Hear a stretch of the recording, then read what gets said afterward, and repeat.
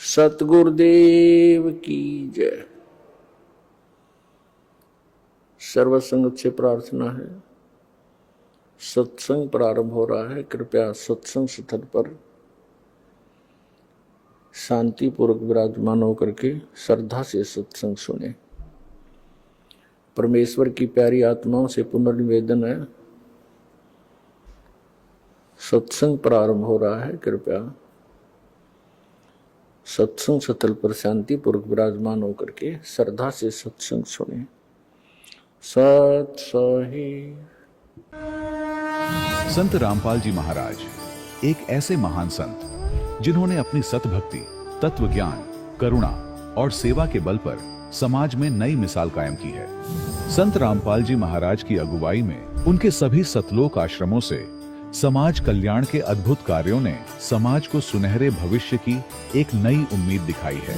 संत रामपाल जी महाराज से नाम दीक्षा लेने के बाद लाखों लोगों की लाइलाज बीमारियां जैसे कैंसर, एड्स आदि ठीक हुई। संत जी के ज्ञान से प्रेरित होकर उनके अनुयायियों ने लाखों यूनिट रक्तदान किया। संत जी ने लाखों बहन बेटियों का दहेज मुक्त विवाह करवाया।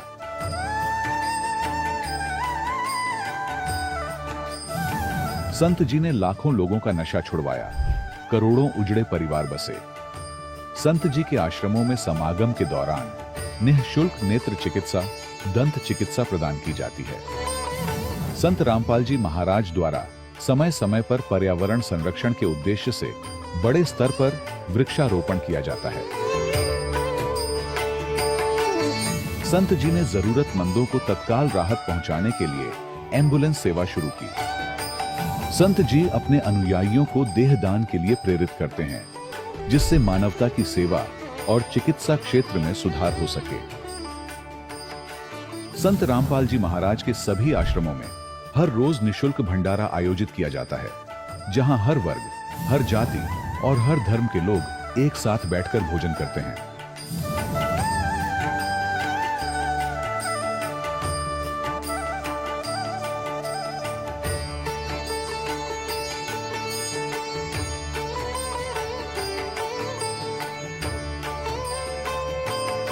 संत रामपाल जी महाराज के आश्रम में हजारों बुजुर्गों को सम्मान और प्यार के साथ जीवन जीने का अवसर मिलता है।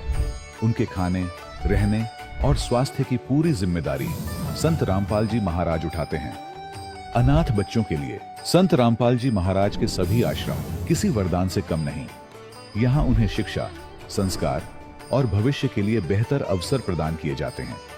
चाहे बाढ़ हो, भूकंप या महामारी, संत रामपाल जी महाराज और उनके अनुयायी हमेशा ही जरूरतमंदों के लिए सबसे आगे खड़े रहते हैं। कोविड महामारी के दौरान संत रामपाल जी महाराज के आश्रमों से करोड़ों लोगों के लिए भोजन, दवाइयां और जीवन रक्षक सामग्रियां उपलब्ध कराई गई। चाहे गरीब की मदद हो या किसी शोषित और पीड़ित वर्ग के हक और सम्मान की लड़ाई, संत रामपाल जी महाराज ने हमेशा ही उनकी दबी आवाज को सरकारों तक पहुंचाया है और उन्हें उचित न्याय दिलवाने में अहम भूमिका अदा की है। समाज में आध्यात्मिक और सामाजिक मूल्यों के प्रति जागरूकता लाने में संत रामपाल जी महाराज हर कदम पर मानवता के सच्चे सेवक साबित हुए हैं। संत रामपाल जी महाराज का जीवन हमें सिखाता है कि सच्ची सेवा वही है जो निस्वार्थ भाव से की जाए। आइए हम भी इस महान सेवा के कार्य में इस महान संत से जुड़ें और संत रामपाल जी महाराज से नाम दीक्षा लेकर अपने जीवन को धन्य बनाएं।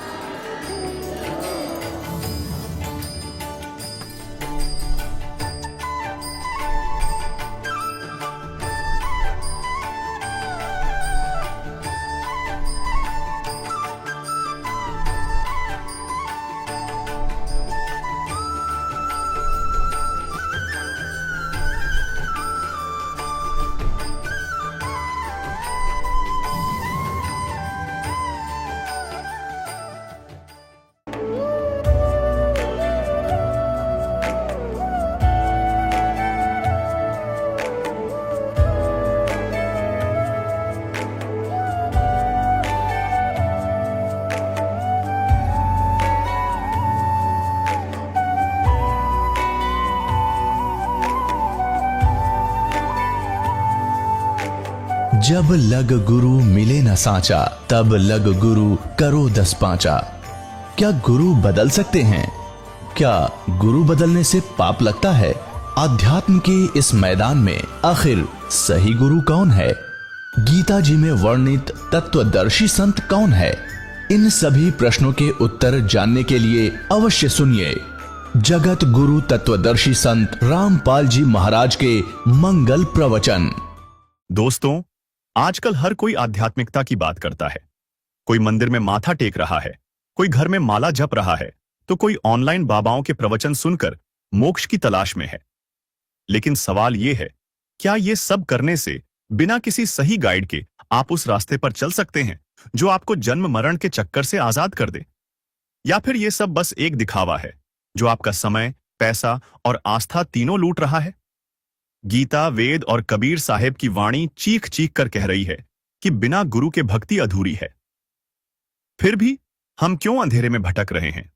आइए आज बात करते हैं कि गुरु बनाना क्यों जरूरी है, सच्चा गुरु कौन है और गुरु के प्रति शिष्य का भाव कैसा होना चाहिए जो उसे मोक्ष के दरवाजे तक ले जाए।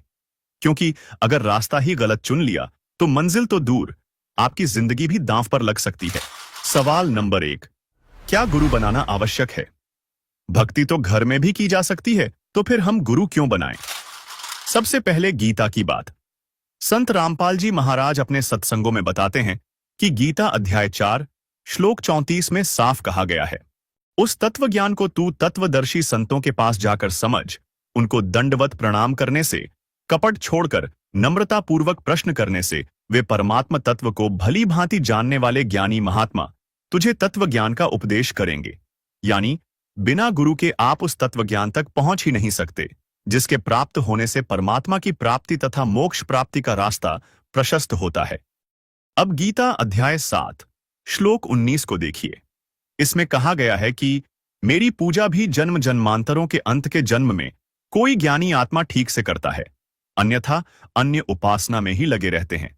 यह बताने वाला महात्मा तो बहुत दुर्लभ है कि केवल वासुदेव अर्थात सर्वगतम ब्रह्म ही सब कुछ है।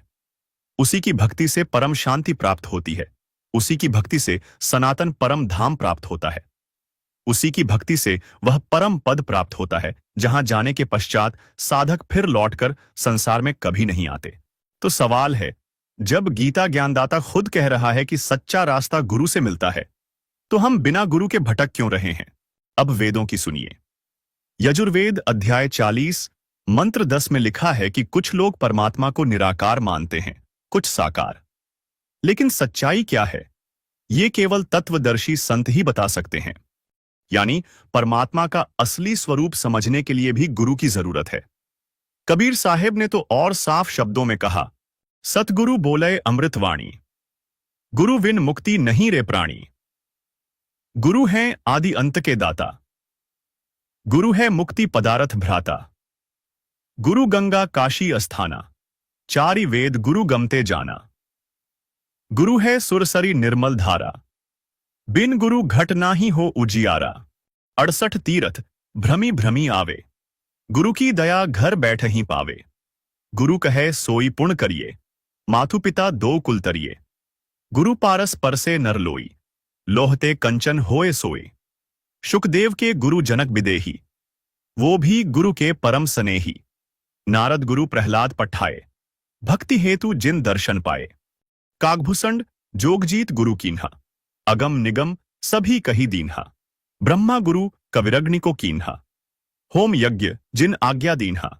वशिष्ठ गुरु किया रघुनाथा, पाए दरस तब भय सनाथा। कृष्ण गए दुर्वासा शरणा, पाए भक्ति तब तारण तरना। नारद दिच्छा जिमर सो पायो, 84 सो तुरंत छुड़ायो। गुरु कहे सोई है सांचा, बिन परिचय सेवक है कांचा। कहे कबीर गुरु आपू अकेला, 10 अवतार गुरु का चेला। कबीर रामकृष्ण से कौन बड़ा, उन्हों भी गुरु किन्ह। 3 लोक के वेधनी, गुरु आगे आधीन। उनकी वाणी में लिखा है कि गुरु गंगा काशी जैसा पवित्र है। गुरु चारों वेदों का सार है। गुरु के बिना मन का अंधेरा दूर नहीं होता। अब आप ही बताइए, जब इतने बड़े बड़े शास्त्र और परमात्मा एक स्वर में कह रहे हैं कि गुरु जरूरी है, तो हम क्यों अपनी मनमानी कर रहे हैं? लेकिन आजकल क्या हो रहा है? बाजार में नकली गुरुओं की भरमार है। कोई भगवा चादर ओढ़कर बाबा बन गया, कोई टीवी पर प्रवचन देकर करोड़ों कमा रहा है। इनमें से कितने तत्वदर्शी संत हैं? यही वजह है कि शास्त्रों में सद्गुरु, पूर्ण गुरु या तत्वदर्शी संत जैसे शब्द इस्तेमाल किए गए, ताकि असली और नकली में फर्क हो सके। कबीर साहिब ने कहा, गुरु पारस पर से नर लोई, लोहते कंचन होए सोए। यानी सच्चा गुरु इंसान को लोहे से सोना बना देता है, यानी तत्व ज्ञान और सतभक्ति देकर आपको मुक्ति मार्ग प्रदान करता है, जिससे आपका जन्म मरण का चक्र समाप्त हो जाता है। लेकिन नकली गुरु, वो तो आपको शास्त्र विरुद्ध ज्ञान व शास्त्र विरुद्ध भक्ति साधना देकर आपका जीवन नष्ट कर देता है, जिससे आपको जन्म मरण, नरक तथा 84 लाख योनियों का कष्ट उठाना पड़ता है। अब कुछ लोग कहते हैं, हम तो घर बैठे भक्ति कर लेंगे, गुरु की क्या जरूरत? अरे भाई, अगर ऐसा होता तो श्री राम, श्री कृष्ण और ब्रह्मा जी ने भी गुरु क्यों बनाए? कबीर, रामकृष्ण से कौन बड़ा, उन्हों भी गुरु कीन है। 3 लोक के वेधनी, गुरु आगे आधीन। श्री राम ने वशिष्ठ जी को गुरु बनाया, श्री कृष्ण ने दुर्वासा ऋषि से दीक्षा ली, शुकदेव, नारद और प्रहलाद जैसे महापुरुषों ने भी गुरु बनाए। जब तीनों लोकों के मालिक गुरु की शरण में गए, तो हम आम इंसान बिना गुरु के क्या हासिल कर लेंगे? यही बात रामचरितमानस उत्तरकांड दोहा बाणबेक की चौपाई 3 में कही गई है। गुरु बिनु भव निधि तरे न कोई, जौ बिरंची संकर सम होई। अर्थात गुरु के बिना कोई भवसागर से नहीं तर सकता, चाहे वह शंकर जी के समान ही क्यों न हो। वहीं कबीर साहिब ने साफ कहा, कबीर, गुरु बिन माला फेरते, गुरु बिन देते दान, गुरु बिन दोनों निष्फल है, पूछो वेद पुराण। यानी बिना गुरु के नाम जाप की माला फिराना और दान देना सब व्यर्थ है। अब जरा सोचिए, बिना गुरु के भक्ति करने का नतीजा क्या होगा?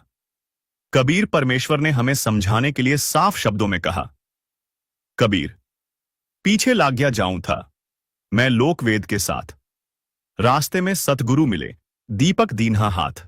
भावार्थ है कि मैं लोकवेद के आधार से भक्ति कर रहा था, अर्थात शास्त्र विरुद्ध साधना के मार्ग पर चल रहा था।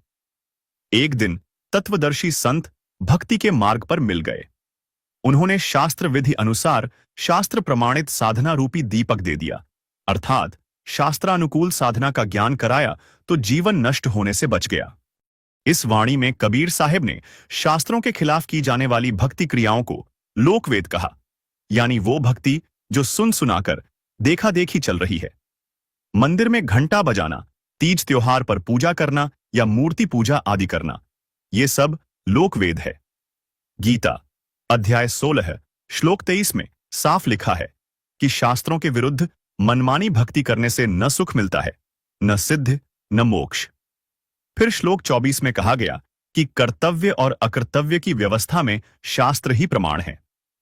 तो जब शास्त्र कह रहे हैं कि गुरु बनाओ, उनसे तत्व ज्ञान लो, तो हम अपनी मर्जी की भक्ति क्यों कर रहे हैं? आजकल लोग क्या करते हैं? कोई पंडित से मंत्र ले लेता है, कोई बिना समझे जप शुरू कर देता है। लेकिन कबीर साहिब ने कहा, कबीर, गुरु बिन काहू न पाया ज्ञाना, ज्यों थोथा भुस छड़े मूड किसाना। कबीर, गुरु बिन वेद पढ़े जो प्राणी, समझ है न सार रहे अज्ञानी। यानी बिना गुरु के वेद पढ़ने से भी उसका ज्ञान नहीं समझा जा सकता। गुरु वो दीपक है जो अंधेरे में रास्ता दिखाता है। कबीर साहिब की वाणी में लिखा है, रास्ते में सतगुरु मिले, दीपक दीन्हा हाथ। यानी सतगुरु ने शास्त्रानुकूल साधना का ज्ञान दिया तो साधक का जीवन बच गया। लेकिन बिना गुरु के वो तो भूसे की तरह उड़ जाता है, यानी नष्ट हो जाता है। जैसे मूर्ख किसान बिना समझे फसल बर्बाद कर देता है। लेकिन कुछ लोगों का कहना है कि भक्ति तो हम स्वयं घर में कर सकते हैं, गुरु बनाने की कोई आवश्यकता नहीं है। तो इसका निर्णायक ज्ञान सुनिए संत रामपाल जी महाराज के मुखारबिंद से। जब तक आत्मा को उसका असली आहार नहीं मिलेगा, या उठ नहीं सकती, उभर नहीं सकती, और वो उभारने का तरीका परमात्मा की वो वाणी सूक्ष्म वेद वाली इसको मिले, और वो उस वाणी का फिर बोलने वाला अधिकारी हो। आम व्यक्ति भी इस वाणी ने सुनाए जा उसका असर नहीं हो सकता। उदाहरण के लिए, जैसे एक राजा था, उसकी रानी धार्मिक थी, गुरु बना रखा था, उसने पता था गुरु बिन मोक्ष नहीं होता, पिछले संस्कार थे। राजा इस बात का विरोधी था कि गुरु बनाने की क्या आवश्यकता, भक्ति घर पे भी कर सकते हैं, गुरु से उपदेश लेना क्या जरूरी है। लेकिन वो अपनी पत्नी को विवश नहीं कर सकता था, कुछ धार्मिकता उसके अंदर भी शेष थी। तो उसने एक दिन अपनी पत्नी से कहा कि मैं आपके गुरुजी से 2 बात करूंगा, मेरे प्रश्न का उत्तर देगा वो। उसकी पत्नी ने कहा कि सभ्यता से बात करिए, मेरे गुरुजी से आपको सब उत्तर देंगे। उसके साथ उनके आश्रम में चले गए अपनी पत्नी के साथ। अब राजा ने जाति प्रश्न किया कि महाराज, आप जो जनता को भ्रमित कर रहे हो कि गुरु नाम दे तभी बात बने, राम राम तो घर बैठ के भी कर ले, कोई कर ले, इसमें क्या क्या दिक्कत आती है। आप लोगों ने तो अपनी रोजी का जीविका बना रखी है दुनिया को भ्रमित करके। अपने आत्माओं परमात्मा जगह जगह आते रहते हैं, अपनी प्यारी आत्माओं को समझाते रहे हैं। कहीं भी जाकर वो किसी साधु संत के रूप में कुछ दिन रहते थे, फिर चले जाते थे। वहां जो पुण्य आत्मा होती थी वो आ जाती थी, उनसे आशीर्वाद से धर्म पुण्य करवाकर उनको चार्ज कर जाते थे। इस समय के लिए वो भक्ति को जीवित रखना चाहते थे। तो परमात्मा यानी उस संत जी ने कहा कि राजन, एक विस्तार के साथ आपको बताना पड़ेगा। अब 2 शब्दों में इसका उत्तर मैं दे नहीं सकता, और मुझे और भी बहुत भक्त बैठे, इनसे मिलना है। मैं कभी आपके घर आऊंगा तब इसका उत्तर दूंगा। राजा ने सोचा, और अच्छा वहां आराम से इसका मगज चाटूंगा, वहां जाएगा तो अच्छी बात है, ठीक है जी। समय बता दिया कि उस दिन आऊंगा, तीसरे दिन, और इस समय आऊंगा। अब राजा इंतजार कर रहा था, और रास्ते में पहरेदारों उन जो खड़े थे सैनिक अंगरक्षक, उनको बोल दिया था कि साधु आएंगे, उनको आने देना, रोकना नहीं। स्वयं सिंहासन पर विराजमान होकर बैठा था, सामने आसपास मंत्री खड़े थे, सैनिक अंगरक्षक खड़े थे राजा के। अब ज्यों ही संत जी वहां राजा के पास पहुंचे, वहां सैनिक खड़े थे, सिपाही खड़े थे। उन सिपाहियों से संत ने कहा कि इसे अरेस्ट कर लो, इसको गिरफ्तार करो। किसको? राजा को। राजा की तरफ संकेत कर रहा था कि सैनिकों, इसे गिरफ्तार करो। एक बार कहा, राजा ने सोचा वैसे मजाक कर रहे हैं। दूसरी बार सीरियसली कहा तो राजा ने सोचा ये तो भी बकवाद कर रहा है। तो राजा ने कहा कि सैनिकों, इसको अरेस्ट करो। इतना ही कहा था, सैनिकों ने, सिपाहियों ने उस महात्मा को चारों तरफ से जकड़ लिया। अगले आदेश की इंतजार कर रहे थे कि इसका क्या करें।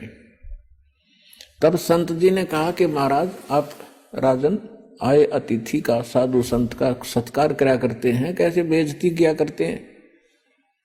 तो राजा ने कहा कि आप बात ही कुछ ऐसी कर रहे हो तो ऐसे व्यक्ति को क्या सत्कार दिया जाए, आप क्या बकवास कर रहे हो। संत जी ने कहा, मैं आपके उस प्रश्न का उत्तर दे रहा हूं जो आपने परसों पूछा था मेरे आश्रम में जाके, कि गुरु जी की क्या आवश्यकता है, भक्ति तो हम खुद भी कर सकते हैं।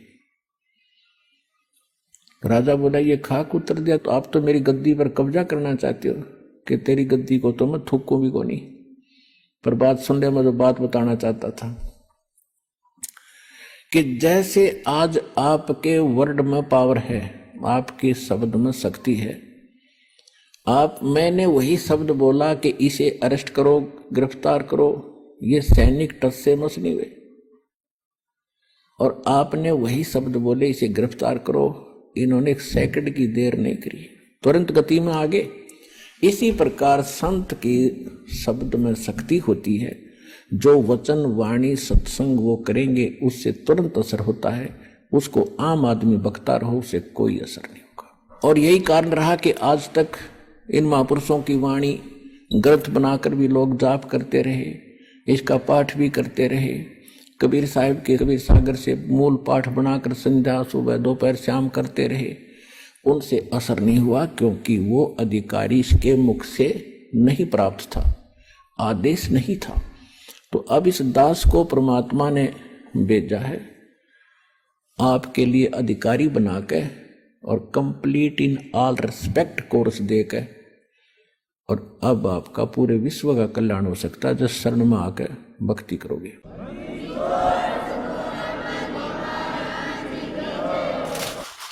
तो दर्शकों, बात साफ है, गुरु के बिना भक्ति अधूरी है। चाहे आप कितने मंदिर घूम आए, कितने मंत्र जप लें, बिना गुरु के सब व्यर्थ है।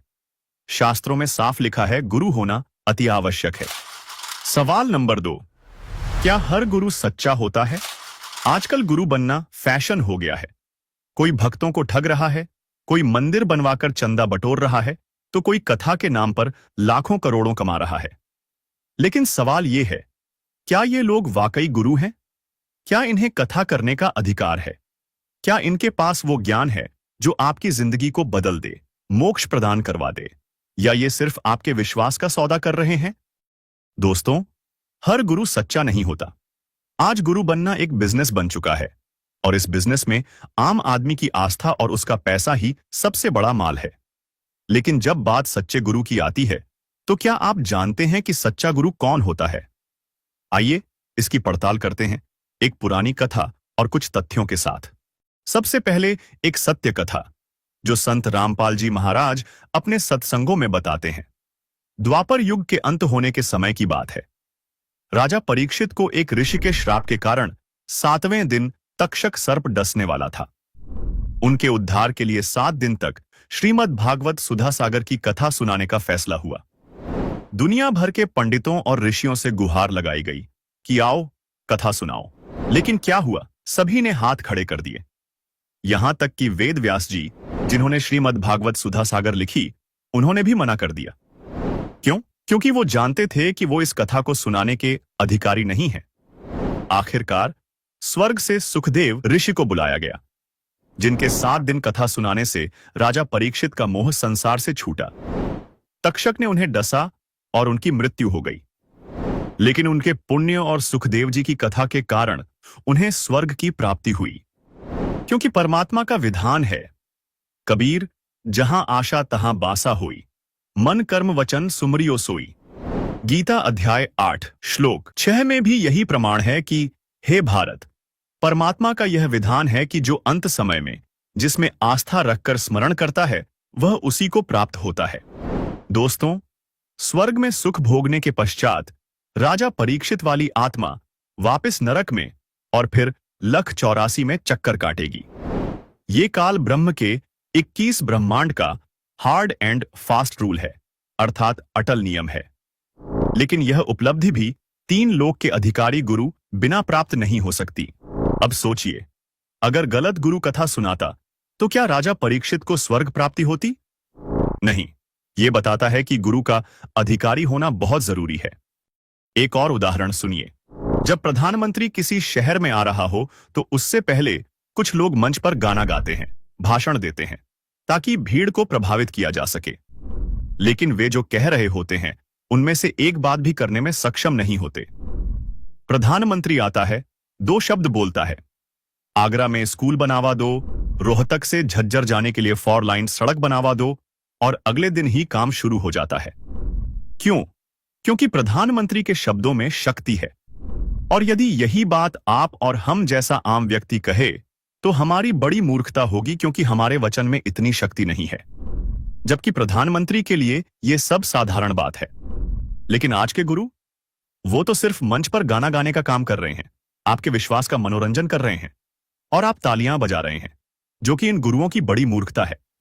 इससे यह बात स्पष्ट होती है कि किसी को भी गुरु बनाना ठीक नहीं है, बल्कि अधिकारी गुरु यानी पूर्ण गुरु होना अति आवश्यक है, तभी लाभ संभव है। तो अब सवाल यह है, आप अपने गुरु को कैसे परखेंगे? क्या वो आपको शास्त्र अनुकूल भक्ति का रास्ता दिखा रहा है, या सिर्फ आपकी आस्था और पैसे का सौदा कर रहा है? आजकल फर्जी गुरुओं की बाढ़ आ गई है। कोई जादू दिखाकर भक्त बनाता है, कोई डर दिखाकर। लेकिन सच्चा गुरु डर नहीं, ज्ञान देता है। वो आपको शास्त्रों की गहराई में ले जाता है, न कि सिर्फ कहानियां सुनाता है। तो पूर्ण गुरु को परखने का समाधान भी कबीर परमेश्वर की अमरवाणी यानी सूक्ष्म वेद तथा पवित्र श्रीमद् भगवद गीता में विद्यमान है। क्या बताया है कि ये एक संसार रूपी उल्टा लटका हुआ वृक्ष समझो, पूरा विश्व सब ब्रह्मांडों समेत, और जिसकी ऊपर को जड़ है, नीचे को तीनों गुण रूपी शाखा है। श्रीमद् भगवत गीता अध्याय नंबर 15 के श्लोक नंबर 1 से लेकर 4 में ये स्पष्ट किया है। इस उल्टे लटके हुए संसार रूपी वृक्ष की जानकारी दी है। अब आपको ये उल्टा लटका हुआ संसार रूपी वृक्ष दिखाते हैं, फिर आसानी से जो दास सब सदग्रंथों से रूबरू करने जा रहा है आपको आसानी से समझ जाएंगे। देखिएगा, ये समझो एक संसार रूपी वृक्ष है पूरा।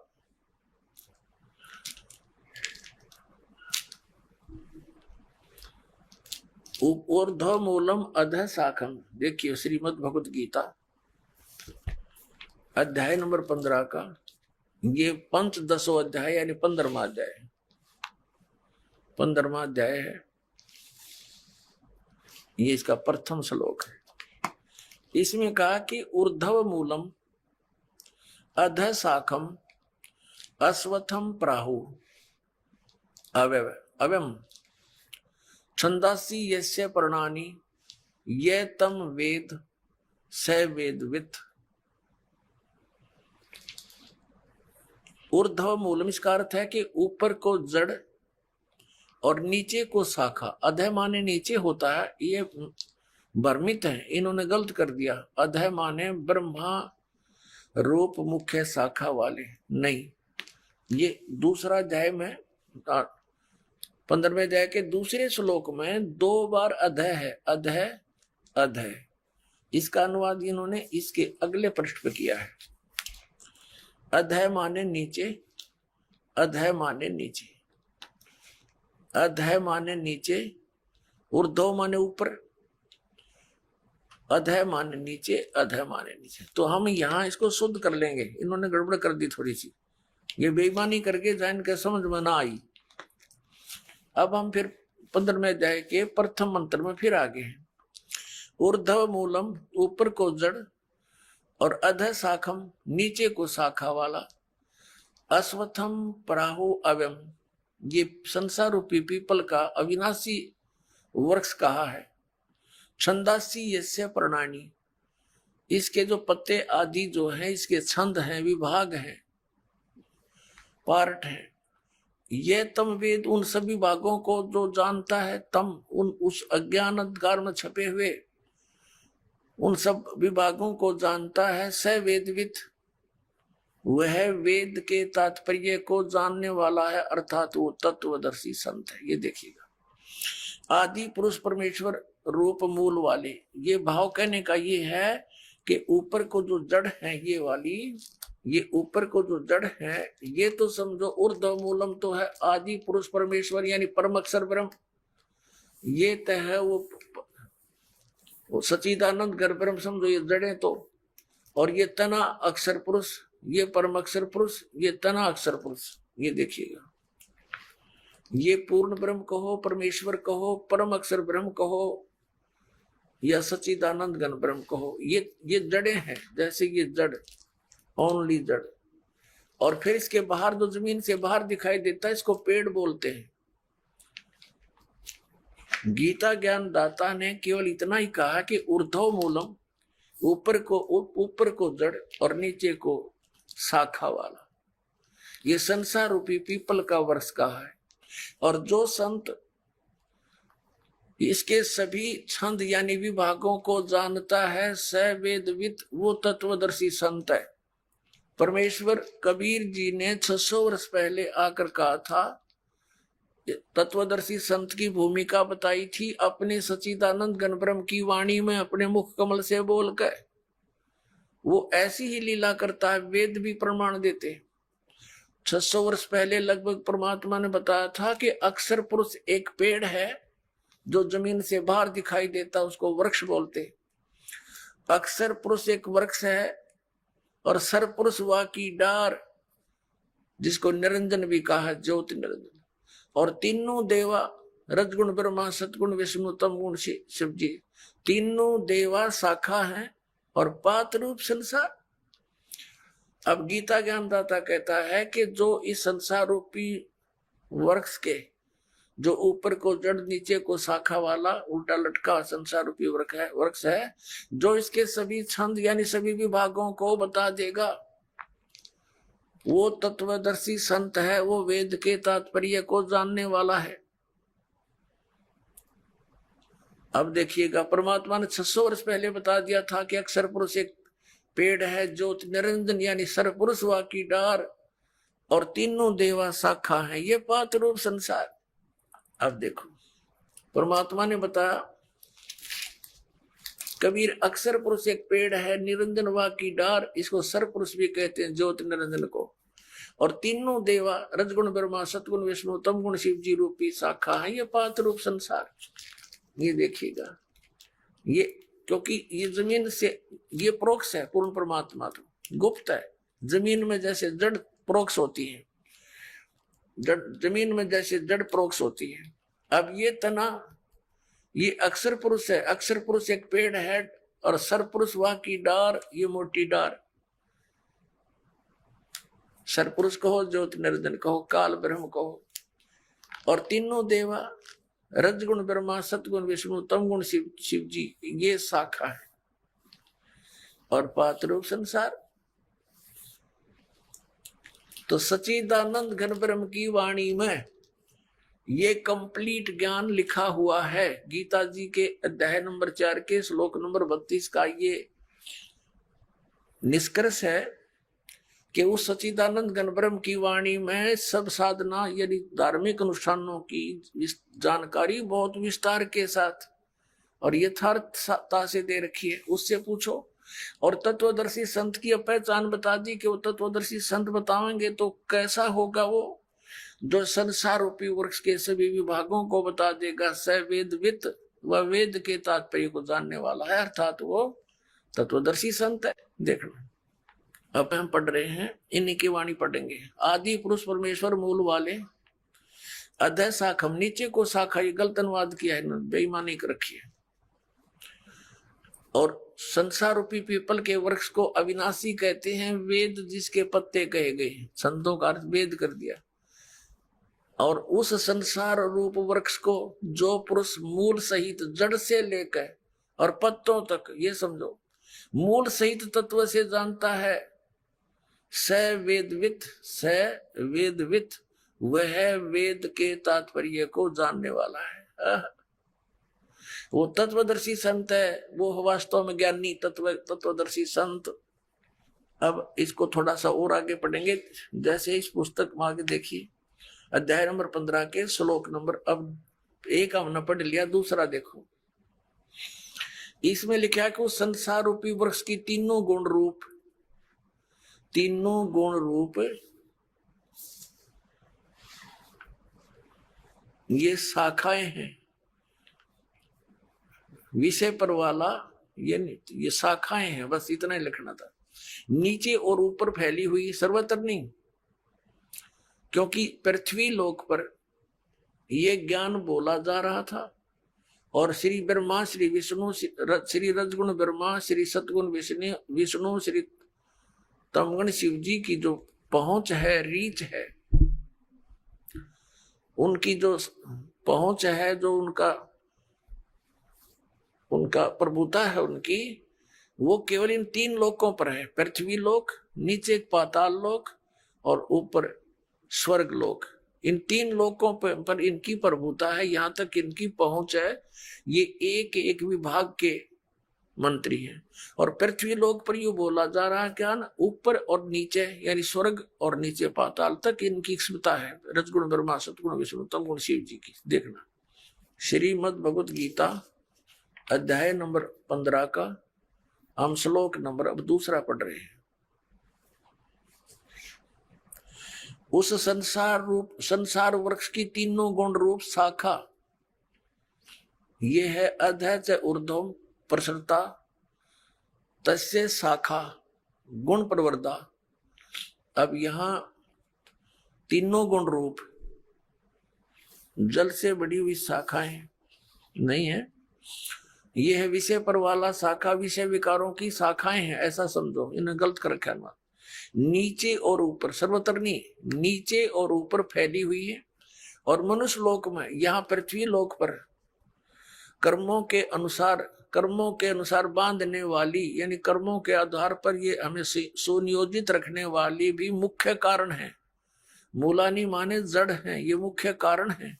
नीचे और ऊपर, सभी लोकों में नहीं, केवल नीचे ऊपर फैली हुई है। यहाँ एक शब्द है तीनों गुण रूप शाखा। अब रजगुण ब्रह्मा है, सतगुण विष्णु, तमगुण शिव जी, ये कंसेप्ट क्लियर करना पड़ेगा। एक तो बहुत ही सिंपल सा देखिए आप, रजगुण ब्रह्मा है, यही तीनों गुण है, यही तीन देवता, इन्हीं पुराणों में देखिएगा। ये गीता प्रेस गोरखपुर से प्रकाशित है, मार्कंडे पुराण।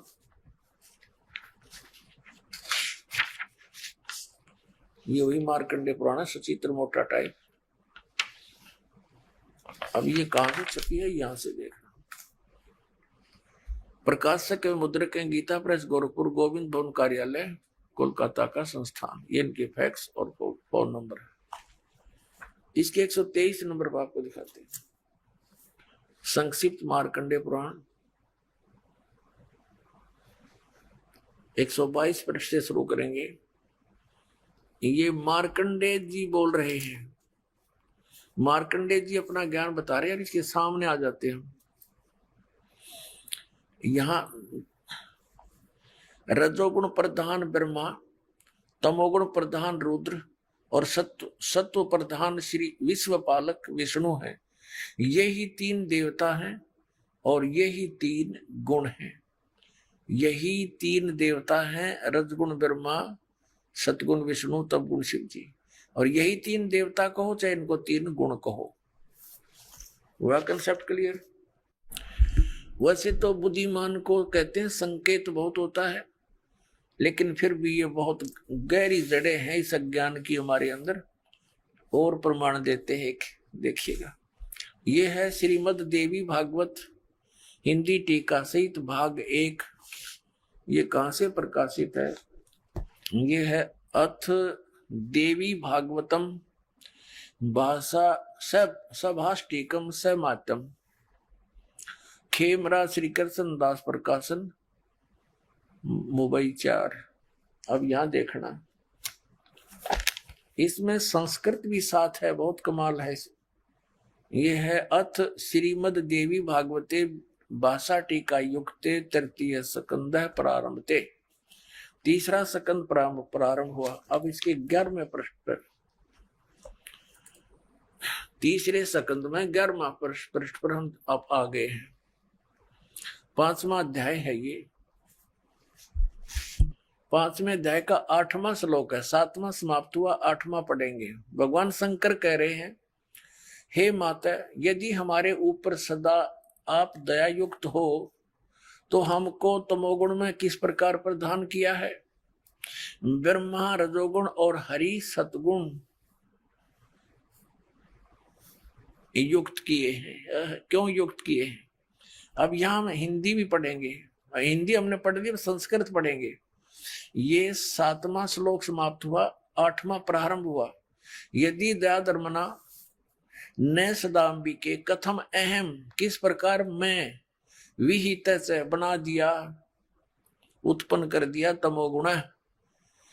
और कमल जय, कमल से उत्पन्न होने वाले ब्रह्मा को रजोगुण संभव है, उसको रजोगुण बना दिया। सुविता के मुंह सतोगुण हरि, और विष्णु जी को आपने सतोगुण क्यों बना दिया, युक्त क्यों कर दिया? इति सिद्धम रजगुण ब्रह्मा सतगुण विष्णु तमगुण शिव जी।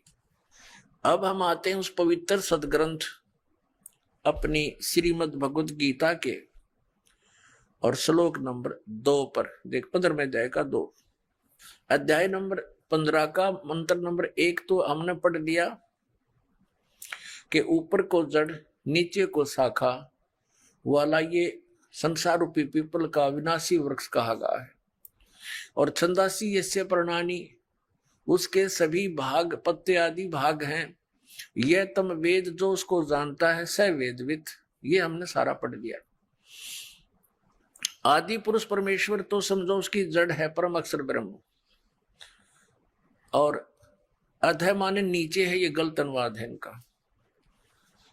अब ये संसार रूपी पीपल के वृक्ष को अविनाशी कहते हैं, वेद जिसके पत्ते कहे हैं, और जो इसको जानता है जड़ से लेकर नीचे तक सवेदविद, वो तत्वदर्शी संत है, वेद के तात्पर्य जानने वाला। अब दूसरे में कहा कि उस संसार वृक्ष की तीनों गुण रूप, रजगुण ब्रह्मा, सतगुण विष्णु, तम गुण शिव जी, ये विषय वासना रूपी शाखाएं समझो, और ये नीचे और ऊपर फैली हुई है, सर्वत्र नहीं। ये मनुष्य लोक में कर्मानुसार भी यही हमें सुनियोजित रखते हैं, जैसा जिसका कर्म है वैसा ही देते रहते हैं। ये यहाँ पर हमें बांधे रखते हैं, बांधने वाले हैं, और नीचे और ऊपर फैली हुई, सभी लोगों में नहीं। अब तीसरे में कहा है इस संसार का स्वरूप जैसा कहा है वैसा यहां विचार काल में नहीं पाया जाता। गीता ज्ञानदाता कहता है कि जो मैं तुझे अब गीता का ज्ञान तेरे मेरे विचार काल में, डिस्कशन में, गीता जी के ज्ञान की चर्चा में, इस संसार रूपी वृक्ष का जैसा स्वरूप कहा है वैसा यहाँ विचार काल में, यानी तेरे और मेरे गीता जी के डिस्कशन में मैं नहीं बता पाऊंगा, क्योंकि इसका यहाँ विचार काल में नहीं पाया जाता, क्योंकि न इसका आदि है और न इसका अंत है, कि मुझे इसका कोई ज्ञान नहीं है, तथा न इसकी अच्छी प्रकार सचिथि है। इसलिए इस सुविरुद्ध मूलम, इन्होंने अनुवाद गलत किया है, अति दृढ़ मूल वाले, ये ठीक है, इतना ही काफी है। अति दृढ़ मूल वाले यानी ऊपर को जो जड़ है वो तो है अमर स्थल, अमर स्थान परमात्मा का। जैसे ऊपर को जो जड़ समझो, जहां से सब संसार की उत्पत्ति हुई है, जड़ों से पेड़ उगता है, बनता है पौधा बनकर, तो वो आदि ऊपर के जो लोक हैं, सतलोक, अलखलोक, अगम और अकैलोक, वो तो सुविरूढ़ है यानी दृढ़ है, वो तो अविनाशी स्थान है, और वहां से ही बाकी के संसार रूपी वृक्ष की प्रवृत्ति पर विस्तार को प्राप्त हुई है, यानी उस वहां से ही सबकी रचना हुई है, तो वो तो अविनाशी है। सुविरूढ़ मूलम, संसार रूपी वृक्ष की जो जड़ है वो तो समझो दृढ़ है, अविनाशी है। ये देखिए, ये ऊपर को जड़ और नीचे को तीनों गुण रूपी शाखा, ये संसार रूपी वृक्ष है। तो ऊर्ध्व मूलम, ऊपर की जो जड़ है वो तो अविनाशी है। अब 15वें अध्याय के हम अब तीसरा श्लोक पढ़ रहे हैं। सुविरुद्ध मूलम यानी अति दृढ़ मूल वाले ऊपर के स्थान तो कति अविनाशी हैं। उस संसार रूपी पीपल के वृक्ष को दृढ़ेन माने दृढ़, असंग शस्त्रेण का अर्थ है या तत्व रूपी तत्व ज्ञान रूपी शस्त्र के द्वारा काट कर, इन्होंने वैराग रूप शस्त्र बना दिया इसका, उस क्योंकि तत्व ज्ञान की बात चल रही है, तत्व ज्ञान रूपी शस्त्र द्वारा काट कर, अर्थात उसको अच्छी तरह उस तत्वदर्शी संत से तत्व ज्ञान प्राप्त करके और इसको अच्छी तरह समझकर उसके पश्चात परमेश्वर के उस परम पद की खोज करनी चाहिए। देखना 15वें अध्याय के 4थे श्लोक में, तीसरा हमने पढ़ लिया, अब 4थे पर आ गए, यहां इसका अनुवाद है 4थे। उसके पश्चात यानी तत्वदर्शी संत से प्राप्त ज्ञान के आधार से, उस तत्व ज्ञान के आधार से उसके पश्चात उस परम पद परमेश्वर को भली भांति खोजना चाहिए, जिसमें गए हुए साधक यानी फिर लौटकर संसार में नहीं आते, और जिस परमेश्वर से इस पुरातन यानी पुराने संसार रूपी वृक्ष की प्रवृत्ति विस्तार को प्राप्त हुई है, यानी जिस परमात्मा ने सब ब्रह्मांडों की रचना की है, उसी आदि पुरुष नारायण के, परम अक्षर ब्रह्म के, सचिदानंद घन ब्रह्म की मैं शरण हूं, इस प्रकार दृढ़ निश्चय करके परमेश्वर का मनन और निधि ध्यान करना चाहिए। परपदे माने उसकी पूजा करनी चाहिए। अब श्रीमद् भगवत गीता जी अध्याय नंबर 15 के श्लोक नंबर 1 से 4 में ये स्पष्ट हो गया। एक तो तत्वदर्शी संत कौन होगा जो ये विभाग बता देगा संसार रूपी वृक्ष की कौन कौन से पार्ट हैं, और फिर बताया उसके पश्चात परमेश्वर के उस परम पद की खोज करनी चाहिए जहां जाने के बाद साधक फिर लौटकर कभी संसार में नहीं आते। उनका जन्म और मृत्यु का दीर्घ रोग नाश हो जाता है। वहीं यजुर्वेद अध्याय 19 मंत्र 25 में लिखा है कि जो संत वेदों के अर्ध वाक्यों अर्थात सांकेतिक शब्दों को पूर्ण करके श्लोक के चौथे भागों को अर्थात आंशिक वाक्यों को स्तोत्रों के रूप में प्राप्त करता है, अर्थात आंशिक विवरण को पूर्ण रूप से समझता और समझाता है, जैसे शस्त्रों को चलाना जानने वाला उन्हें पूर्ण रूप से प्रयोग करता है। ऐसे पूर्ण संत ओंकारों अर्थात ओम तत्सत मंत्रों को पूर्ण रूप से समझ व समझाकर दूध पानी छानता है, अर्थात पानी रहित दूध जैसा तत्व ज्ञान प्रदान करता है, जिससे अमर पुरुष अर्थात अविनाशी परमात्मा को प्राप्त करता है। वह पूर्ण संत वेद को जानने वाला कहा जाता है।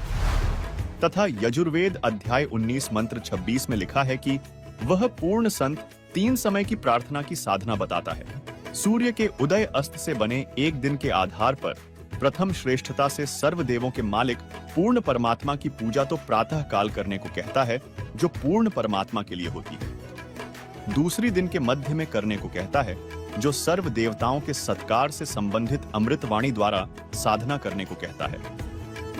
तीसरी पूजा शाम को प्राप्त करता है, अर्थात जो तीनों समय की साधना भिन्न भिन्न करने को कहता है, वह जगत का उपकारक संत यानी तत्वदर्शी संत है। दर्शकों, वर्तमान में वह तत्वदर्शी संत कोई और नहीं बल्कि संत रामपाल जी महाराज जी हैं, जिन पर यजुर्वेद और गीता में बताए गए लक्षण खरे उतरते हैं। गुरु के लक्षण बताते हुए कबीर परमेश्वर ने कबीर सागर के बोध सागर खंड अध्याय जीव धर्म बोध के पृष्ठ 1960 में कहा है कि गुरु के लक्षण 4 बखाना। प्रथम वेद शास्त्र का ज्ञाता, दूजे हरि भक्ति मन कर्म बाणी, तीसरे समदृष्टि कर जानी, चौथे वेद विधि सब कर्मा, यह 4 गुरु गुण जानो मर्मा। अर्थात पूर्ण गुरु वह है जो वेदों तथा अन्य सभी ग्रंथों का पूर्ण ज्ञाता हो। वह वेदों के अनुसार परमात्मा की भक्ति मन कर्म वचन से स्वयं करता है और करवाता है तथा उसकी करणी और कथनी में कोई अंतर नहीं होता। वह सर्व अनुयायियों को समान दृष्टि से देखता है, ऊंच नीच का भेद नहीं करता। इसके अलावा पूर्ण गुरु की एक अन्य लक्षण बताते हुए संत गरीबदास जी ने कहा है, गरीब सतगुरु के लक्षण कहूँ मुद्रे बन विनोद, 4 वेद सच शास्त्र कहे 18 बोध।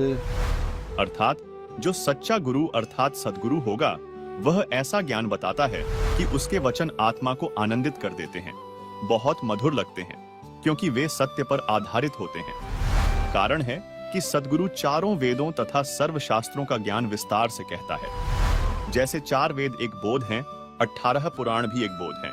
इस प्रकार कुल 18 बोध हैं। उनको जानने वाला शास्त्रों के आधार से भक्ति विधि तथा ज्ञान बताता है, वह सतगुरु होता है। और गीता अध्याय 15 श्लोक 1 में वर्णित उलटे लटके हुए वृक्ष का भेद वर्तमान समय में सतगुरु संत रामपाल जी महाराज द्वारा दिया जा रहा है, जिन्होंने अपने सत्संगों में बताया है।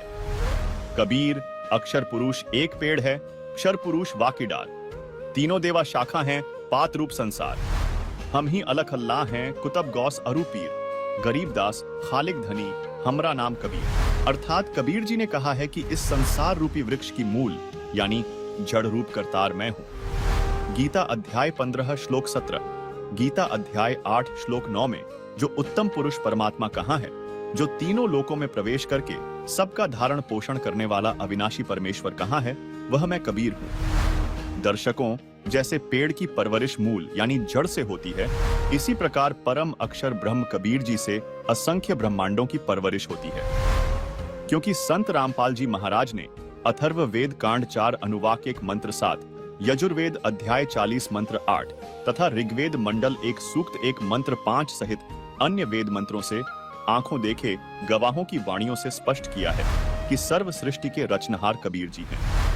उन्हीं गवाहों में से एक संत गरीबदास जी ने कहा है, गरीब अनंत कोटि ब्रह्मांड का एक रति नहीं भार, सतगुरु पुरुष कबीर हैं, कुल के सिरजनहार। गरीब परमेश्वर एक कबीर है, दूजा नहीं आधार, दास गरीब सकल सृष्टि का यों ही सिरजनहार। गरीब मात पिता जाके नहीं, नहीं जन्म प्रमाण। यह पूर्ण ब्रह्म कबीर है, करता हूं समान। तो दर्शकों, अगली बार जब कोई बाबा आपको चमत्कार का लालच दे तो रुकिए। शास्त्रों में बताई गई पूर्ण गुरु के लक्षणों की तराजू में उसे तौलिए। क्या यह वाकई पूरा गुरु है या सिर्फ एक बिजनेसमैन? क्योंकि आपकी आस्था, आपका मानव जीवन अनमोल है। इसे किसी ठग को बेचने की गलती मत कीजिए, बल्कि तत्वदर्शी संत सतगुरु रामपाल जी महाराज की शरण ग्रहण करिए, क्योंकि आज वे ही शास्त्रों में बताई गई पूर्ण गुरु के लक्षणों की तराजू में खरे उतरते हैं। दोस्तों, अब तक हमने गुरु और पूर्ण गुरु के बारे में तो जान लिया, लेकिन क्या गुरु के पूर्ण होने मात्र से बात बन जाएगी? ऐसा नहीं है दोस्तों। यदि गुरु को पूरा होना चाहिए तो शिष्य को गुरु के प्रति पूर्ण समर्पित होना चाहिए। तो इसी से जुड़ा एक सवाल और खड़ा होता है कि सवाल नंबर 3, गुरु के प्रति शिष्य का भाव कैसा होना चाहिए जो उसे मुक्ति तक ले जाता है? दोस्तों, आजकल हर कोई आध्यात्मिकता की बात करता है और अध्यात्म से जुड़े लोग मोक्ष की बात करते हैं। संत रामपाल जी महाराज कहते हैं कि बिना सच्चे गुरु के मोक्ष का रास्ता ढूंढना ऐसा है जैसे बिना नक्शे के जंगल में भटकना। गुरु वो दीपक हैं जो अंधेरे में रास्ता दिखाते हैं, लेकिन अगर शिष्य का भाव ही ठीक ना हो तो ये दीपक कितना भी तेज जलता हो, रास्ता दिखाई नहीं देगा। तो आइए बात करते हैं कि संत रामपाल जी महाराज के ज्ञान के आधार पर शिष्य का गुरु के प्रति भाव कैसा होना चाहिए जो उसे मोक्ष तक ले जाए। सुनिए। अब परमेश्वर कबीर जी की वाणी है कि कह कबीर सुनो भाई साधो, ये शब्द गुरु चित चेला रे। अब जैसे गुरु और चेले का कितना प्यार, कितना एक घनिष्ठ संबंध होना चाहिए। कह कबीर तुम चरण चित राखो, जो सुई में डोरा रे। कितना बेस्ट उदाहरण दिया, एग्जाम्पल दिया भगवान ने कि गुरु और शिष्य का इतना लगाव, इतना अपनापन होना चाहिए। जैसे सुई में धागा डाल दे, वो लटकता है, सुई के साथ ही लटकता रहेगा और नीचे मार देगा, वो लकड़े को नहीं क्यों करेगी। तो ऐसे अपना लगाओ अपने सच्चे गुरु में, इत लगा लो। तो ये हुआ गुरु शिष्य का प्रेम, गुरु शिष्य का जो ना आपस में संबंध। जब हम यहाँ से जाएंगे तो आपकी यहाँ से मृत्यु होगी, तो आपको गुरुजी ही इतना लगाव होना चाहिए गुरुदेव में कि हमने जो कुछ नहीं चाहिए, परमात्मा गुरुजी आज्ञा पाओ मेरे। तो वो फिर ऐसे आप सीधे वहीं पहुंच जाओगे जहां आशा था वासा हुई। तो अब जैसे गुरु और शिष्य का ऐसे लगाव होना चाहिए जो सुई में डोरा रे। तो ऐसे कहा कि फिर शब्द गुरु चित चेला रे। जो मंत्र गुरु जी ने आपको दे दिया वो तो तेरा शब्द, और इस चित्त ने, इस मन ने उस शब्द जो मंत्र दे रखा है उसका चेला बना दे। इस मन को उस मंत्र का, इस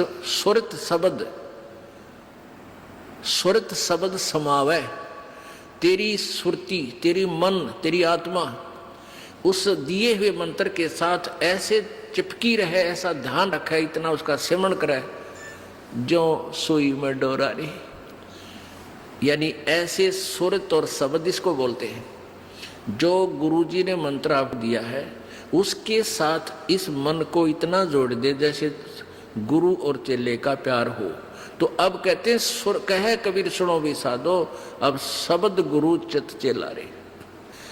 गुरु और शिष्य का जो लगाव है, ऐसा ही इस मन को इस मंत्र के साथ ऐसा लगाव लगा, यानी एक पल बीच न दूर ना हो दे। फिर कबीर परमात्मा ने एक शब्द के माध्यम से और विस्तार से समझाया है कि गुरु से लगन कठिन है भाई, लगन लगे बिन काज न सरता, लगन लगे बिना काज न सरता। जीव पर हो जाई गुरु से, लगन कठिन है भाई।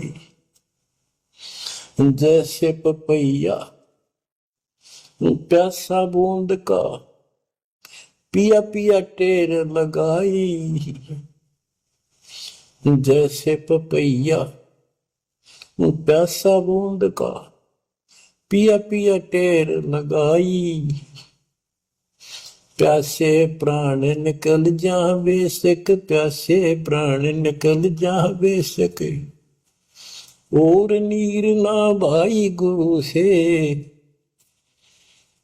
लगन कठिन है भाई।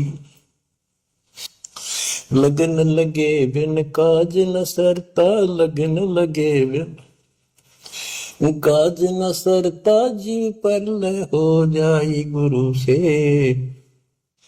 लगन कठिन है भाई। जैसे मृगा शब्द स्नेही शब्द सुनन को जाई,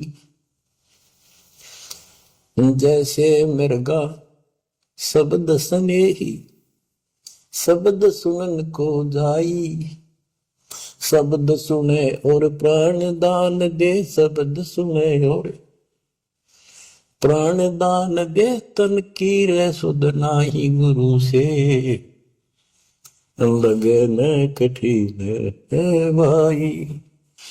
लगन लगे बिन काज न सरता, लगन लगे बिन काज न सरता, जीव पर हो जाए गुरु से लगन कठिन है भाई।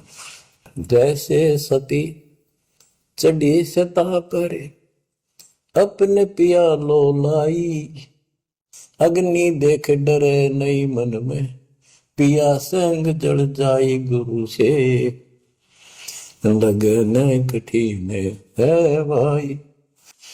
लगन लगे बिन काज न सरता, लगन लगे बिन काज न सरता, जीव पर हो जाई गुरु से लगन कठिन है भाई। दो दल सन्मुख आन लड़े हैं, सूरा लेत लड़ाई,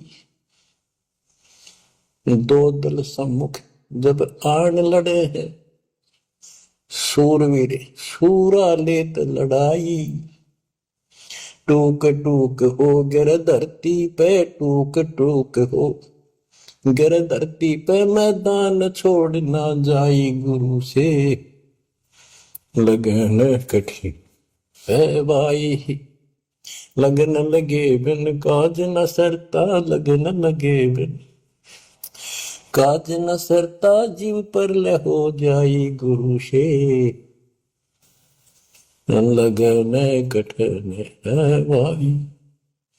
छोड़ो तन अपने की आशा, निर्भय हो गुण गाई, छोड़ो तन अपने की आशा, निर्भय हो गुण गाई, कहे कबीर ऐसा हो हंसा, कहे कबीर ऐसा हो हंसा, सहज मिले सतगुरु आई, गुरु से लगन कठिन है भाई। बच्चों, इतने अजब गजब के प्रमाण दिए हैं और इतनी लगन आपकी लगनी चाहिए। कहते हैं परमात्मा ने कहा कि जैसे पपैया एक पक्षी होता है, वो केवल आकाश से बरस रही बूंदों को का पानी ही पीता है, वो मिले तो पिएगा और पृथ्वी का जल वो नहीं पी सकता, बेशक मर जा पीवा नहीं।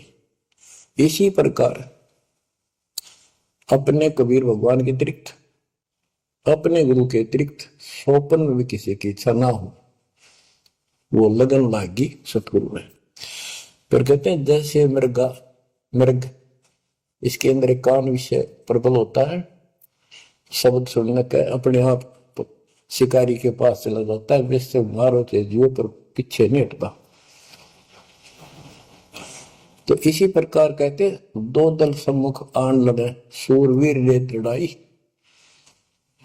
यानी आप समझ लड़ाई होती है, मैदान में खड़े हो जाते हैं सैनिक, सूरवीर टुकड़े टुकड़े होकर मर जाएगा, पर मैदान छोड़कर नहीं जाएगा। इसी प्रकार ये रण का मैदान हमारा भी, हमारी लड़ाई अज्ञान और ज्ञान की है, काल शैतान और दयाल की है, कि अपने सतगुरु और गुरु के अतिरिक्त किसी से भी स्वप्न में भी कोई लाभ नहीं चाहोगे। दुखी हो चाहे सुखी हो, चाहे लाभ धनी हो चाहे निर्धन हो, कुछ भी देवता दिखे पर होने दो एक बार उसको। तो इसी प्रकार इसको पतिव्रता पद कहा। जब हम परमात्मा के प्रति इतने समर्पित हो जाएंगे, स्वप्न में भी आन देव नहीं आएगा, उसके बाद आपकी बांह परमात्मा पकड़ेगा, और जब वो बांह पकड़ लेगा फिर देखना आप हैरान होते चले जाओगे, हे परमात्मा ऐसी कृपा कैसे हुई हमने कन्या पर। तो जैसे गरीबदास जी बताया कि गरीब पतिव्रता जमीन पर जो जो धर है पाँव, समर्थ झाड़ू देता है, ना काटा लग जा। कहते परमात्मा, कबीर गरीबदास जी बताते हैं, दो दिन मेरी शरण है ताका हूं मैं दास, गेल गेल ला गया फिर गबलन धरती आकाश, दास गुलाम नौकर हूं मैं उसका। अब जैसे माँ बाप बच्चों के नौकर होते हैं, नवावे धुआवे कपड़े परावे हर तरह से ध्यान रखें उनका, तो ये नौकरी का नौकरी है ये, और इतना प्रेम भी होता है बच्चों में। तो इसी प्रकार जब हम इसकी शरण में आ जाएंगे, तब ये दाता हमारे को इतना ही प्यार देगा। शरण पड़े को गुरु संभाले, जाने का बालक भोला रे। शरण पड़े को गुरु संभाले, जाने का बालक भोला रे। कह कबीर तुम चण चित राखो, यो सोई मैं डोरा रे। कह कबीर तुम चरण चित राखो, जो सोई मैं डोरा रे। मानत न मन मोरा साधो, मानत न मन मोरा रे। बार बार मैं ये समझाऊं, जग में जीवन थोड़ा रे। दुविधा दुर्मति चतुराई में, जन्म गया नर तोड़ा रे। अब भी आन मिलो सतगुरु से, करो गुरु ज्ञान पे गोरा रे। बच्चों कि जब तक तत्व ज्ञान नहीं होता, तब तक इंसान कोई भी अच्छा काम नहीं करता। दुविधा यानी क्या करूं क्या न करूं, या भक्ति ठीक है या भक्ति ठीक नहीं है। दुर्मति यानी कुबुद्धि के कारण सारे उल्टे काम करावा का।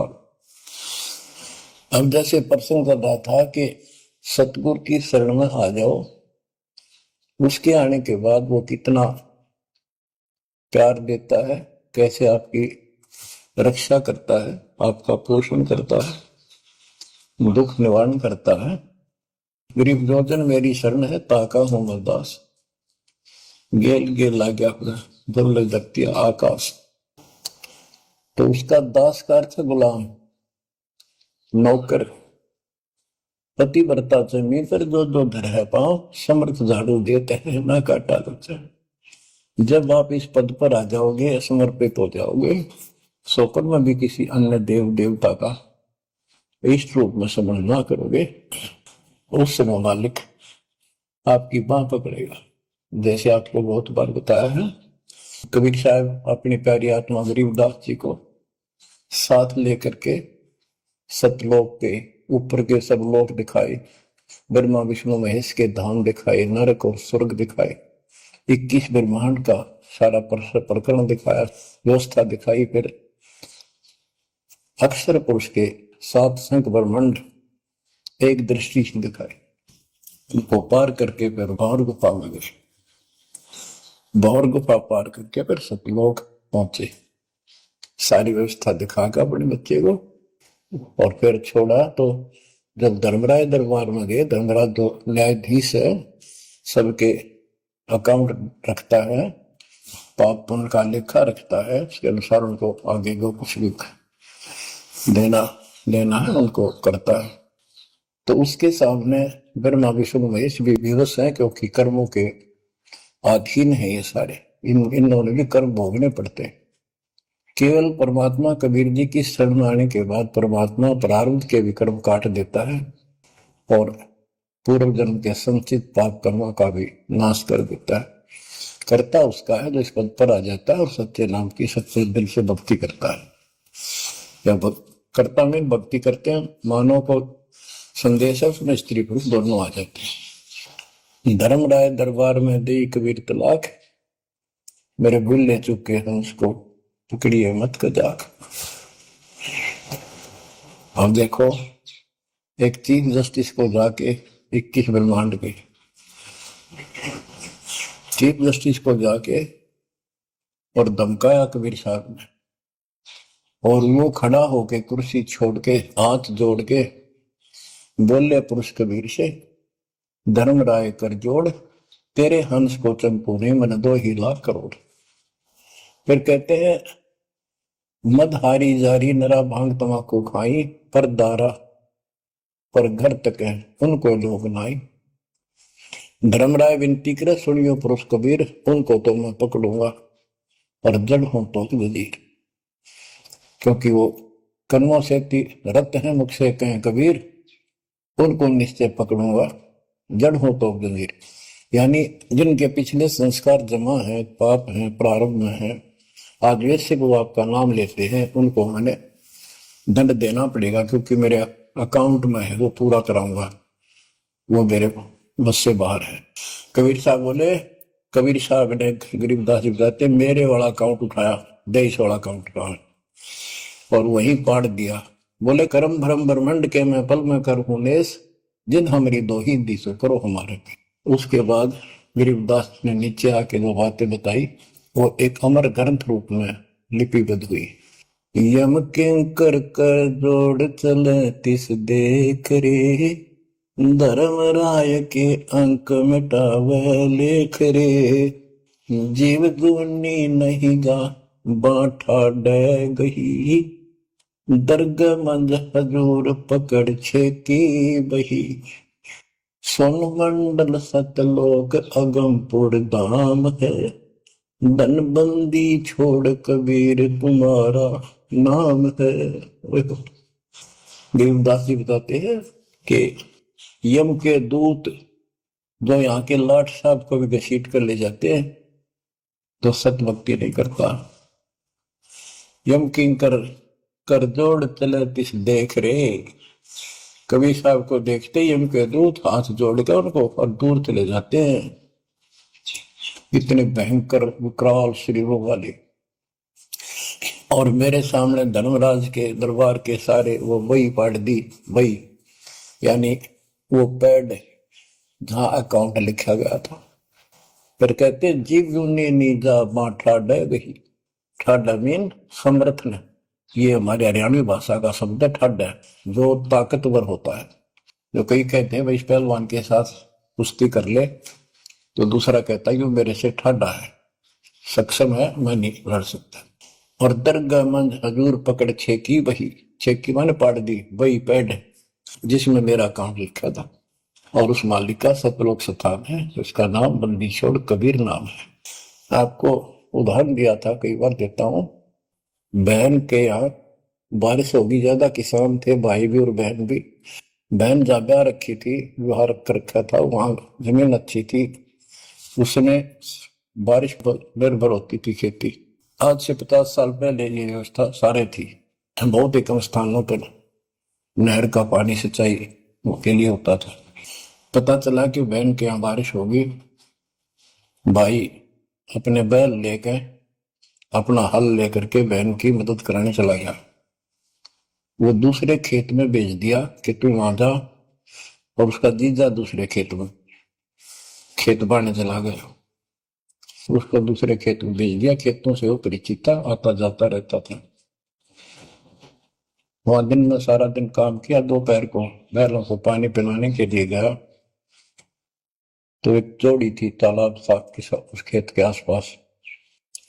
उस तलैया में बैलों को जल पिला के आया तो एक मंडी थी, वहां पर मंडी जहाँ छोटा सा चबूतरा बना के 1-2-2.5 फुट की एक बना देते हैं, उसको मंडी बोलते हैं।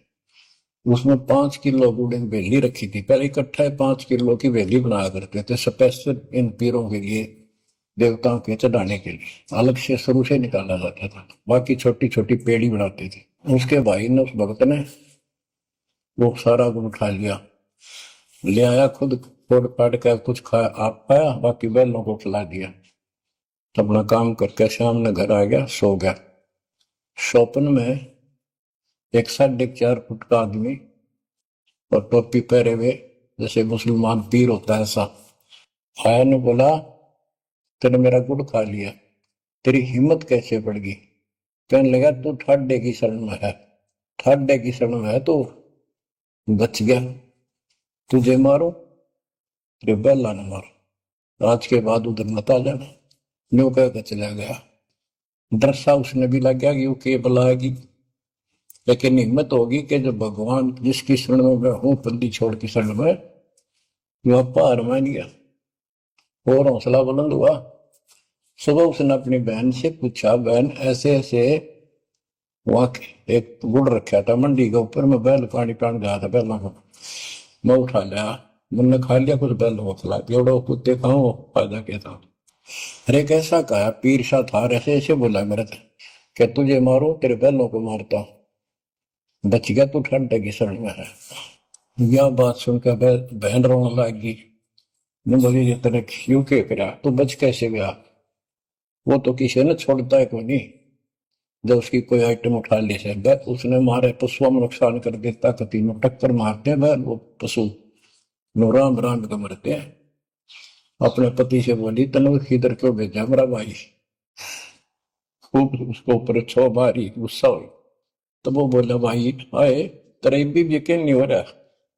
वो तेरा शेर हाथ जोड़ के गया, तू कहाँ भटक रही है नादान, आजा अपने भगवान की शरण। इसलिए कबीर साहब ने कहा है, गुरु गोविंद कर जानियो और चलियो आज्ञा माँ, मिले तो दंडवत बंदगी, नहीं तो पल पल ध्यान लगा। जब भी आपको मिले दंडवत प्रणाम करें और गुरु जी को परमात्मा मानना। वो खुद तो भगवान थे ही, लेकिन अब अपने दास को भेजा है परमात्मा ने, तो इसलिए कि आपका जो भाव है वो बना रहेगा।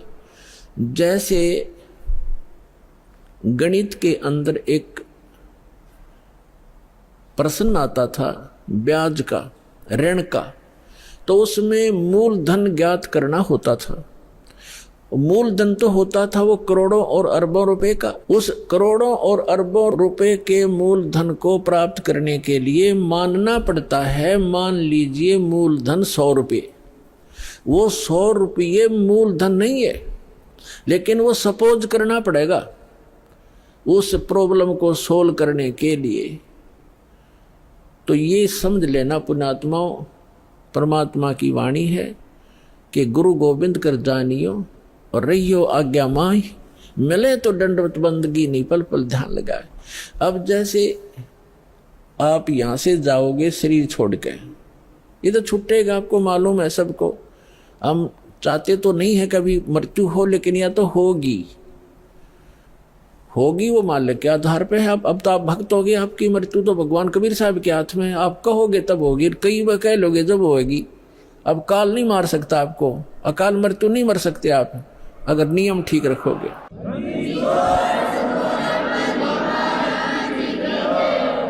तो ये तो हमने यहां से जाना पड़ेगा। जब आप यहां शरीर छोड़कर जाओगे तो ऊपर जाकर के जहां भी आप देखोगे ये दास के रूप में वो कबीर परमेश्वर आपको खड़े दिखाई देंगे। और जो काल के दूत यहाँ संत आए हैं उनका रूप होगा, लेकिन काल उनके संत के रूप में खड़े दिखेंगे। तो वहाँ जिस गुरु की वो शरण में है तो वहाँ जाकर अपने गुरु जी के पास ही जाते हैं। तो सीधे के अपने वो खड़े गुरु जी, तो अब उसके शिष्य सारे उस गुरु के पास, उसके शिष्य उस दूसरे गुरु के पास। तो वहां काल भी आता है जो उसने संत भेज रखा है इन जीवों का नाश करने के लिए, और परमात्मा आता है स्वयं जिसने अपना संत भेज रखा है जीवों का विकास करने के लिए। तो इस दास के रूप में आपको वहां परमात्मा मिलेंगे। आपको एक और हिदायत दी जाती है कि जब आप गुरु जी के पास जाते हो, प्रणाम करते हो, तो उसमें एक अभ्यास बनाओ कि सतनाम का सुमन अवश्य करें। प्रथम नाम मिला है तो प्रथम का अवश्य करें। जैसे प्रणाम करते करते भी आप एक सांस का सेवन आसानी से कर सकते हो।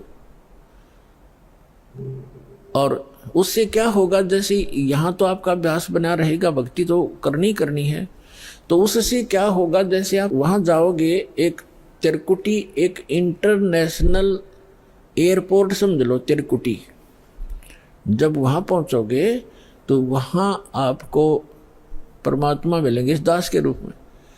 और वहाँ काल भी धोखा देने के लिए इस दास का रूप बना सकता है।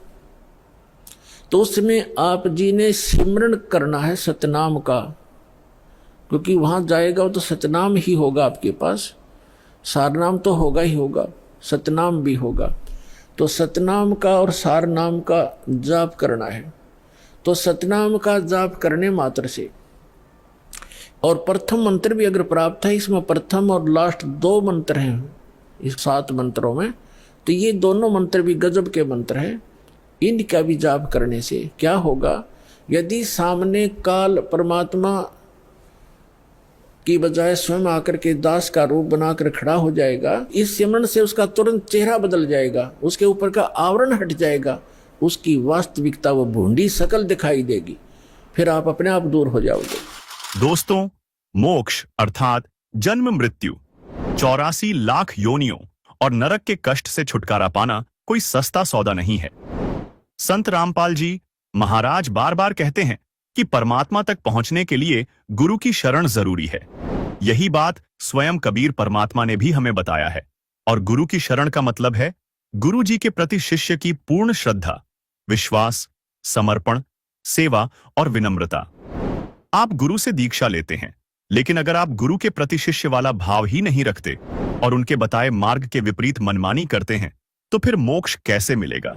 लेकिन यह जरूरी क्यों है, ये जानने के लिए सुनिए कबीर क्या याद दिलाना चाहते हैं। सतगुर के उपदेश का लाया एक विचारे, जय सतगुरु मिलते नहीं जाते नरक दुआरे। पुण्यात्माओं, इस तत्व ज्ञान से आप परिचित हो जाओ, फिर देखना आपके अंतःकरण में कैसी जगह बनेगी भगवान के प्रति और गुरुदेव के प्रति। जो कोई भक्ति करता भी है, शास्त्र अनुकूल नहीं कर रहा है, वो भी डले ढो रहा है, वो अपने जीवन को बर्बाद कर रहा है। यदि कोई भक्ति भी कर रहा है और शास्त्र के विरुद्ध कर रहा है, कोई नकली गुरु के पास भक्ति कर रहा है, तो वो भी अपना जीवन व्यर्थ कर रहा है। सतगुरु का अर्थ है तत्वदर्शी संत। सतगुरु माने सच्चा गुरु। अब वैसे तो गुरु शब्द ही काफी है, लेकिन झूठे गुरु घने हो गए, इसलिए सत्य शब्द साथ में लगाना पड़ा। सतगुरु, परमात्मा कहते हैं सच्चा गुरु मिलने से आपको कितना लाभ होगा। सतगुरु के उपदेश का लाया एक विचार, जय सतगुरु मिलते नहीं हम जाते नरक द्वार। नरक द्वार में दूत सब ये करते खेचातान, उनसे कभू ना छूटेता फिर फिरता चारों खानी। 4 खानी यानी 84 लाख योनियों में पशु पक्षी गधे कुत्ते सुअर की योनियां प्राप्त होती। अब 4 खानी में भरमता कभू न लगता पार, सो फेरा सब मिट गया मेरे सतगुरु के उपकार। होय होय, कहते हैं ये सारा झंझट 84 लाख योनियां भोगनी पड़ती, नरक में जाता, यम के दूत सताते, गधे कुत्ते सुअर की योनि भोगनी पड़ती। कहते हैं हमारे सतगुरु मिल गए और इन सब दुखों से बाईपास निकाल दिया परमात्मा हमारे गुरुदेव ने। सतगुरु ने, सच्चे गुरु की भक्ति से लाभ होता है, यानी सच्ची भक्ति से। कहते हैं सब फेरा यो मिट गया मेरे सतगुरु के उपकार।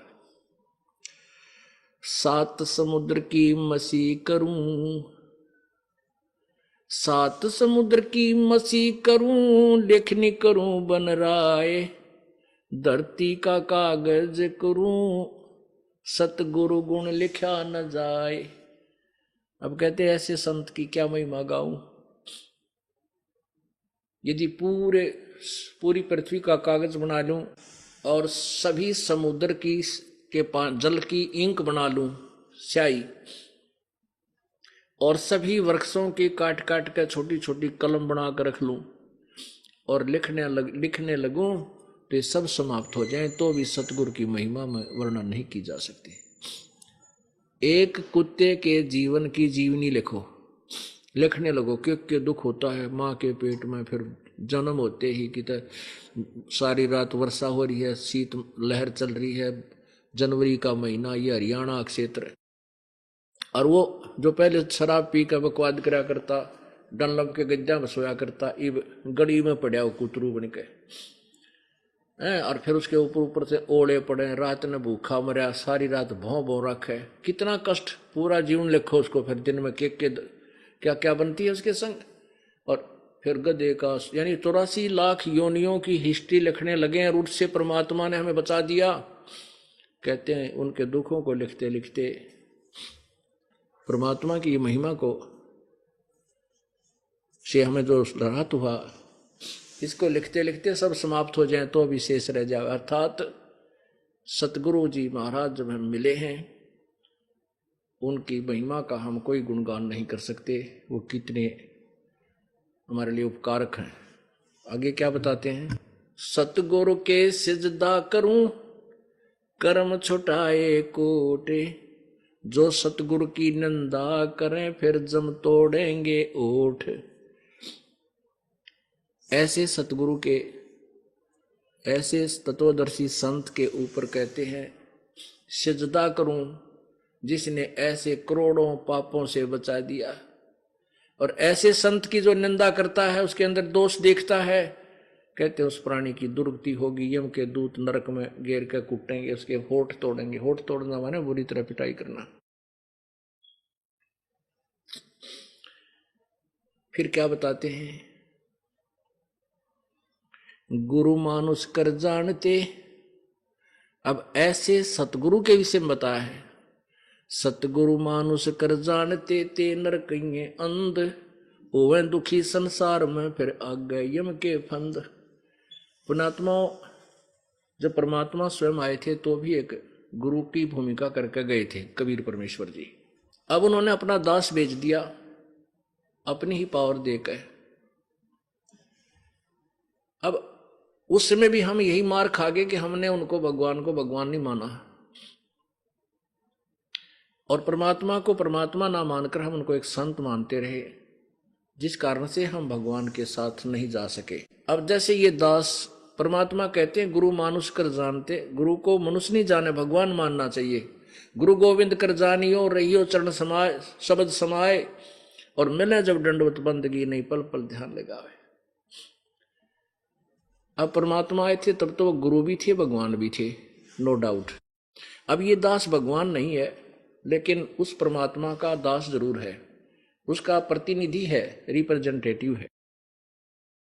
तो ऐसे संत को आपने भगवान मानना चाहिए। मानने का तात्पर्य क्या है कि जैसे एक गणित का प्रश्न आता है, ब्याज का, ऋण का, उसमें मानना होता है, मान लीजिए मूलधन 100 रुपये, वो मूलधन 100 रुपये मानकर उस इक्वेशन को सोल्व किया जाता है, उस क्वेश्चन को सोल्व किया जाता है, तब होता है। उसमें वो 100 रुपये मूलधन मानना पड़ता है, लेकिन वो 100 रुपये मूलधन नहीं है, लेकिन मानना पड़ेगा। मूलधन तो लाखों करोड़ों में कोई और निकलेगा जिससे हम सफल होंगे, वो प्राप्त करना है। लेकिन वो 100 रुपये मूलधन मानना पड़ेगा कि ये मूलधन है हमारा। उसके माने बिना वो प्रश्न हल नहीं हो सकता। ऐसे ही आपने इस दास को सपोज करना पड़ेगा। सपोज कर लो गुरुजी हमारे कबीर भगवान है। और इस दास को भगवान मान के ही चलोगे तो ही आप परमात्मा तक पहुंच सकोगे, उस मूलधन, ओरिजिनल मूलधन को प्राप्त कर सकोगे। इससे क्या होगा कि जैसे मान लीजिए हम भगवान की तलाश कर रहे हैं और भगवान को हम कितना सुखदाई और अपना प्रिय मानते हैं। अब यहां मान लीजिए इस दास के स्थान पर कबीर परमेश्वर आ जाते हैं, वो नो का नो उठा कर ना ले जाओ तुम्हारे को, वो भी नो कहेंगे भक्ति करवाई, ये नाम जब कमाई कर अपनी और ये मर्यादा रख, तब तू वहां चलने योग्य होगा। तो वो परमात्मा मेरे स्थान पर हो तो आप क्या क्रिया करोगे? क्या वो आप उसके साथ सामने आकर के वाद विवाद करोगे? क्या उसके सामने आकर के आप झूठ बोलोगे? क्या और मन में खोट रखोगे? नहीं, आंखों में आंसू आने को हो और नम्रता हो, भगवान खड़े, कहीं मेरे से कोई ऐसी क्रिया ना हो जाए जिससे भगवान के दिल को ठेस पहुंच जाए। इस भाव से आपको रहना होगा। जब यहां से आप जाओगे आगे, इस दास के रूप में परमात्मा आपको मिलेगा, आपकी फिर परीक्षा होगी। अब जैसी आपकी यहां मेरे साथ व्यवहार है, ऐसा ही वहां भगवान के साथ करोगे, फिर वापस फिर यहीं डूब मरोगे। तो इस दास को आपने, आपका जो है ना कर्म बने रहेंगे, आपका भाव ठीक बना रहेगा। इस दास को ये मानकर चलो ये भगवान है हमारे, ये मूलधन सपोज कर लो, और फिर आपका देख कैसे विनम्रता आएगी, आपके अंदर कैसी श्रद्धा होगी, निष्कपटता बनी रहेगी, यहाँ कैसा शिष्टाचार बनेगा कि गुरु जी की आत्मा को ठेस ना पहुंचे। कहते हैं सतगुरु के दरबार में मेरी थर थर कांपे देह, ना जानो किसी बात पर हमारा टूट ना जावे ने, कि किसी बात पर हमारा आपस में कोई फ्रिक्शन ना आ जावे, कहीं मैं भक्ति से हीन हो जाऊं। और जिनको सतगुरु नहीं मिलते उनके लिए आत्मा रो रही है, क्या कहती है? मत दे दिए सत बालम याणे नू, मत दे दिए बालम याणे नू, मत दे दिए बालम याणे नू, मत दे दिए बालम याणे।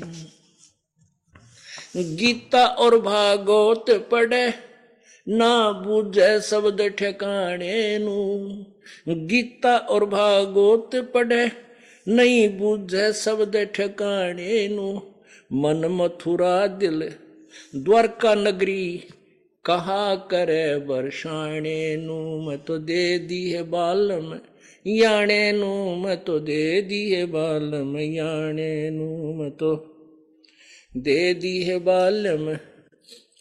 जब फुरमान धनी का आवे को रखे घर जाने नू, जब फुरमान धनी का आवे को रखे घर जाने नू, जा सतगुरु की मैं बलिहारी, जा सतगुरु का शरणा लीजे, जो मेटे जम तलवाने नू, मैं तो दे दी है बालम याणे नू, मैं तो दे दी है बालम याणे नू, मैं तो दे दी है बालम याणे नू, मैं तो दे दी है बालम याणे। उत्तर दक्षिण पूरब पश्चिम तू फिरदा दाने दाने नू, उत्तर दक्षिण पूरब पश्चिम तू फिरदा दाने दाने नू, सर्व कला सतगुरु साहेब की हरि आए हरि आने नू, मैं तो दे दी है बालम याणे नू, मैं तो दे दी है बालम याणे नू, मैं तो दे दी है बालम। उत्तर दक्षिण पूरब पश्चिम तू फिरदा दाने दाने नू, उत्तर दक्षिण पूरब पश्चिम तू फिरदा दाने दाने नू, सर्व कला सतगुरु साहेब की हरि आए हरियाणे नू, मैं तो दे दी है बालम याणे नू, मैं तो दे दी है बालम याणे नू, मैं तो दे दी है बालम। जम किंकर का राज कठिन है ना छोड़े राजा राणे नू, जम किंकर का राज कठिन है यो ना छोड़े राजा राणे नू, या दुनिया दा जीवन झूठा तुम भूल गए मर जाने नू, मैं तो दे दी है बालम याणे नू, मैं तो दे दी है बालम याणे नू, मैं तो दे दी है बालम। सील संतोष विवेक विचारो दूर करो जुल्माने नू, शीर शील संतोष विवेक विचारो दूर करो जुलमाड़े नु ज्ञान दराच ध्यान दी तुरिया कोई जाने पान रिसाणे नु मैं तो दे दी है बालम याने नु मैं तो दे दी है बालम याने नु मैं तो दे दी। महल कपट सतगुरु ने खोले अमी महारस खाने नु महल कपट सतगुरु ने खोले अमी महारस खाने नु गरीब दास सुन भवन उड़ावे गगन मंडल रम जाने नु मैं तो दे दी है बालम याने नु मैं तो दे दी है बालम याने नु मैं तो दे दी है बालम। अब क्या बताते हैं, सतगुरु जिनको नहीं मिले, अनाड़ी संत मिल गए हैं, उनके विषय में कहते हैं कि गीता और भागवत पढ़े ना बूझे सब ठिकाने नु। भागवत की कथा करांगे, एक गरीब दासी भगत संत कहो अपने आप ने अन्यों का मनीब का ना 21 पाठ कर दिए साल में भागवत के। तो यही तो डूबा पड़ रही है, ये कबीर साहब की फीत लाकर नकली संत दुनिया को डुबोते फिरते हैं। अब गीता और भागवत पढ़े ना बूझ शब्द ठिकाने, गीता को पढ़ रहे हैं। गीता जी में ये लिखा कि मेरा केवल एक ओम नाम है, दूसरी कोई भक्ति नहीं करनी चाहिए तुमने। ब्रह्मा विष्णु महेश तीनों गुणों की साधना मूर्ख लोग करते, ये नहीं करनी चाहिए, और हम वही कर रहे हैं। अर्थात जो गीता जी हमें बताना चाहती है, श्रीमद् भगवद गीता, वो क्या संदेशा दे रही है, इससे परिचित ना होकर केवल उसके पाठ करने पर जोर दे रखा है।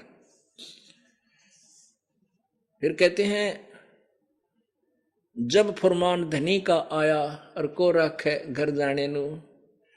अब जो साधना तुम करते हो, उन साधनाओं से जो तत्व ज्ञान के आधार पर इस दास के अतिरिक्त जो साधना की जाती है, कबीर परमेश्वर के अनुसार ना करके अन्य जो पूजाएं करते हैं, उनसे क्या होता है कि वर्क डन ही मिलता है, और जिसका समय मृत्यु का आ गया वह मृत्यु होगी ही होगी, उसको चेंज नहीं कर सकते।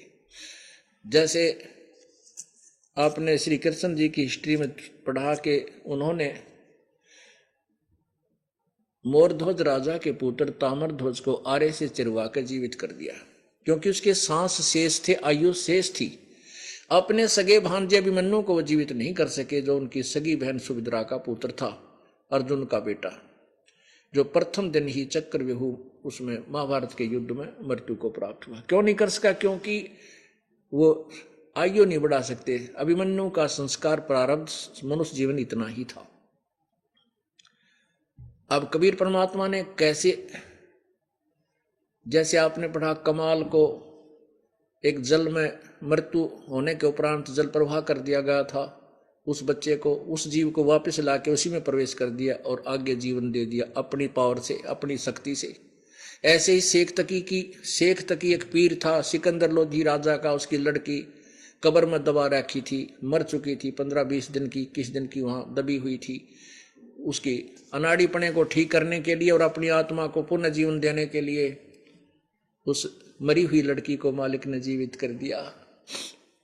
और यहां भी बहुत से उदाहरण हैं जिनके ऊपर मृत्यु मंडराई और उनको पता चल गया कि तेरी आयु आगे नहीं थी।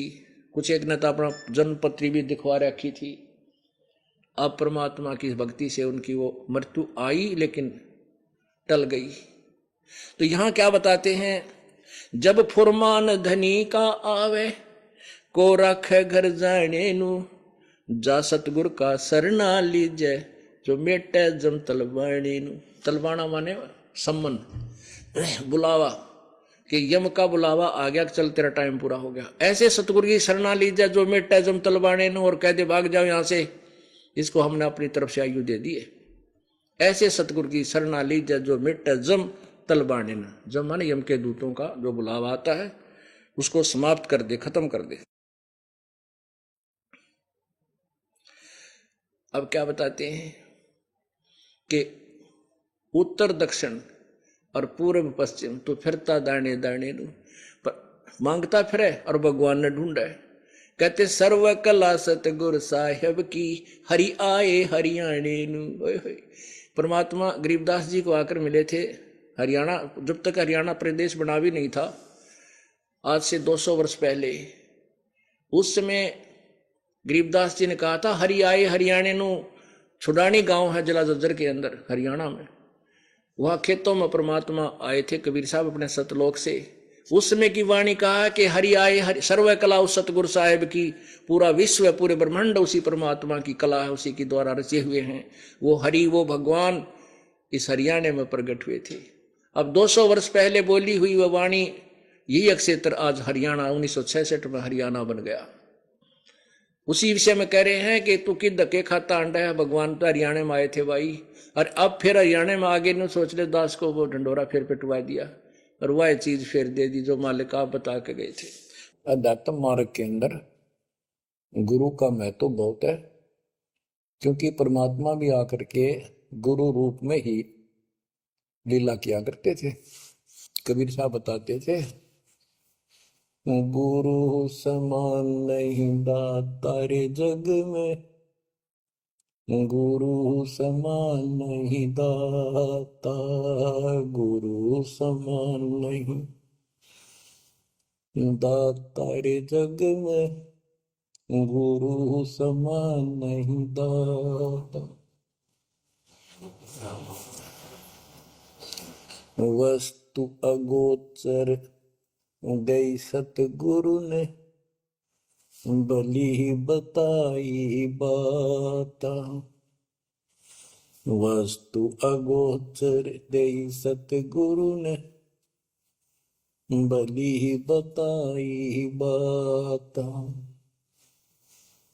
काम क्रोध कैद कर डारे, लोभ का घली नाथा, गुरु समान नहीं दातारे जग में, गुरु समान नहीं दाता, गुरु समान नहीं। काल करे सो हाल ही कर ले, फेर मिले ना साथा। 84 में जाए पड़ोगे, भुगतोगे दिन राता, गुरु समान नहीं दातारे जग में, गुरु समान नहीं दाता, गुरु समान नहीं। शब्द पुकार पुकार कहते हैं, कर लो संतन साथा।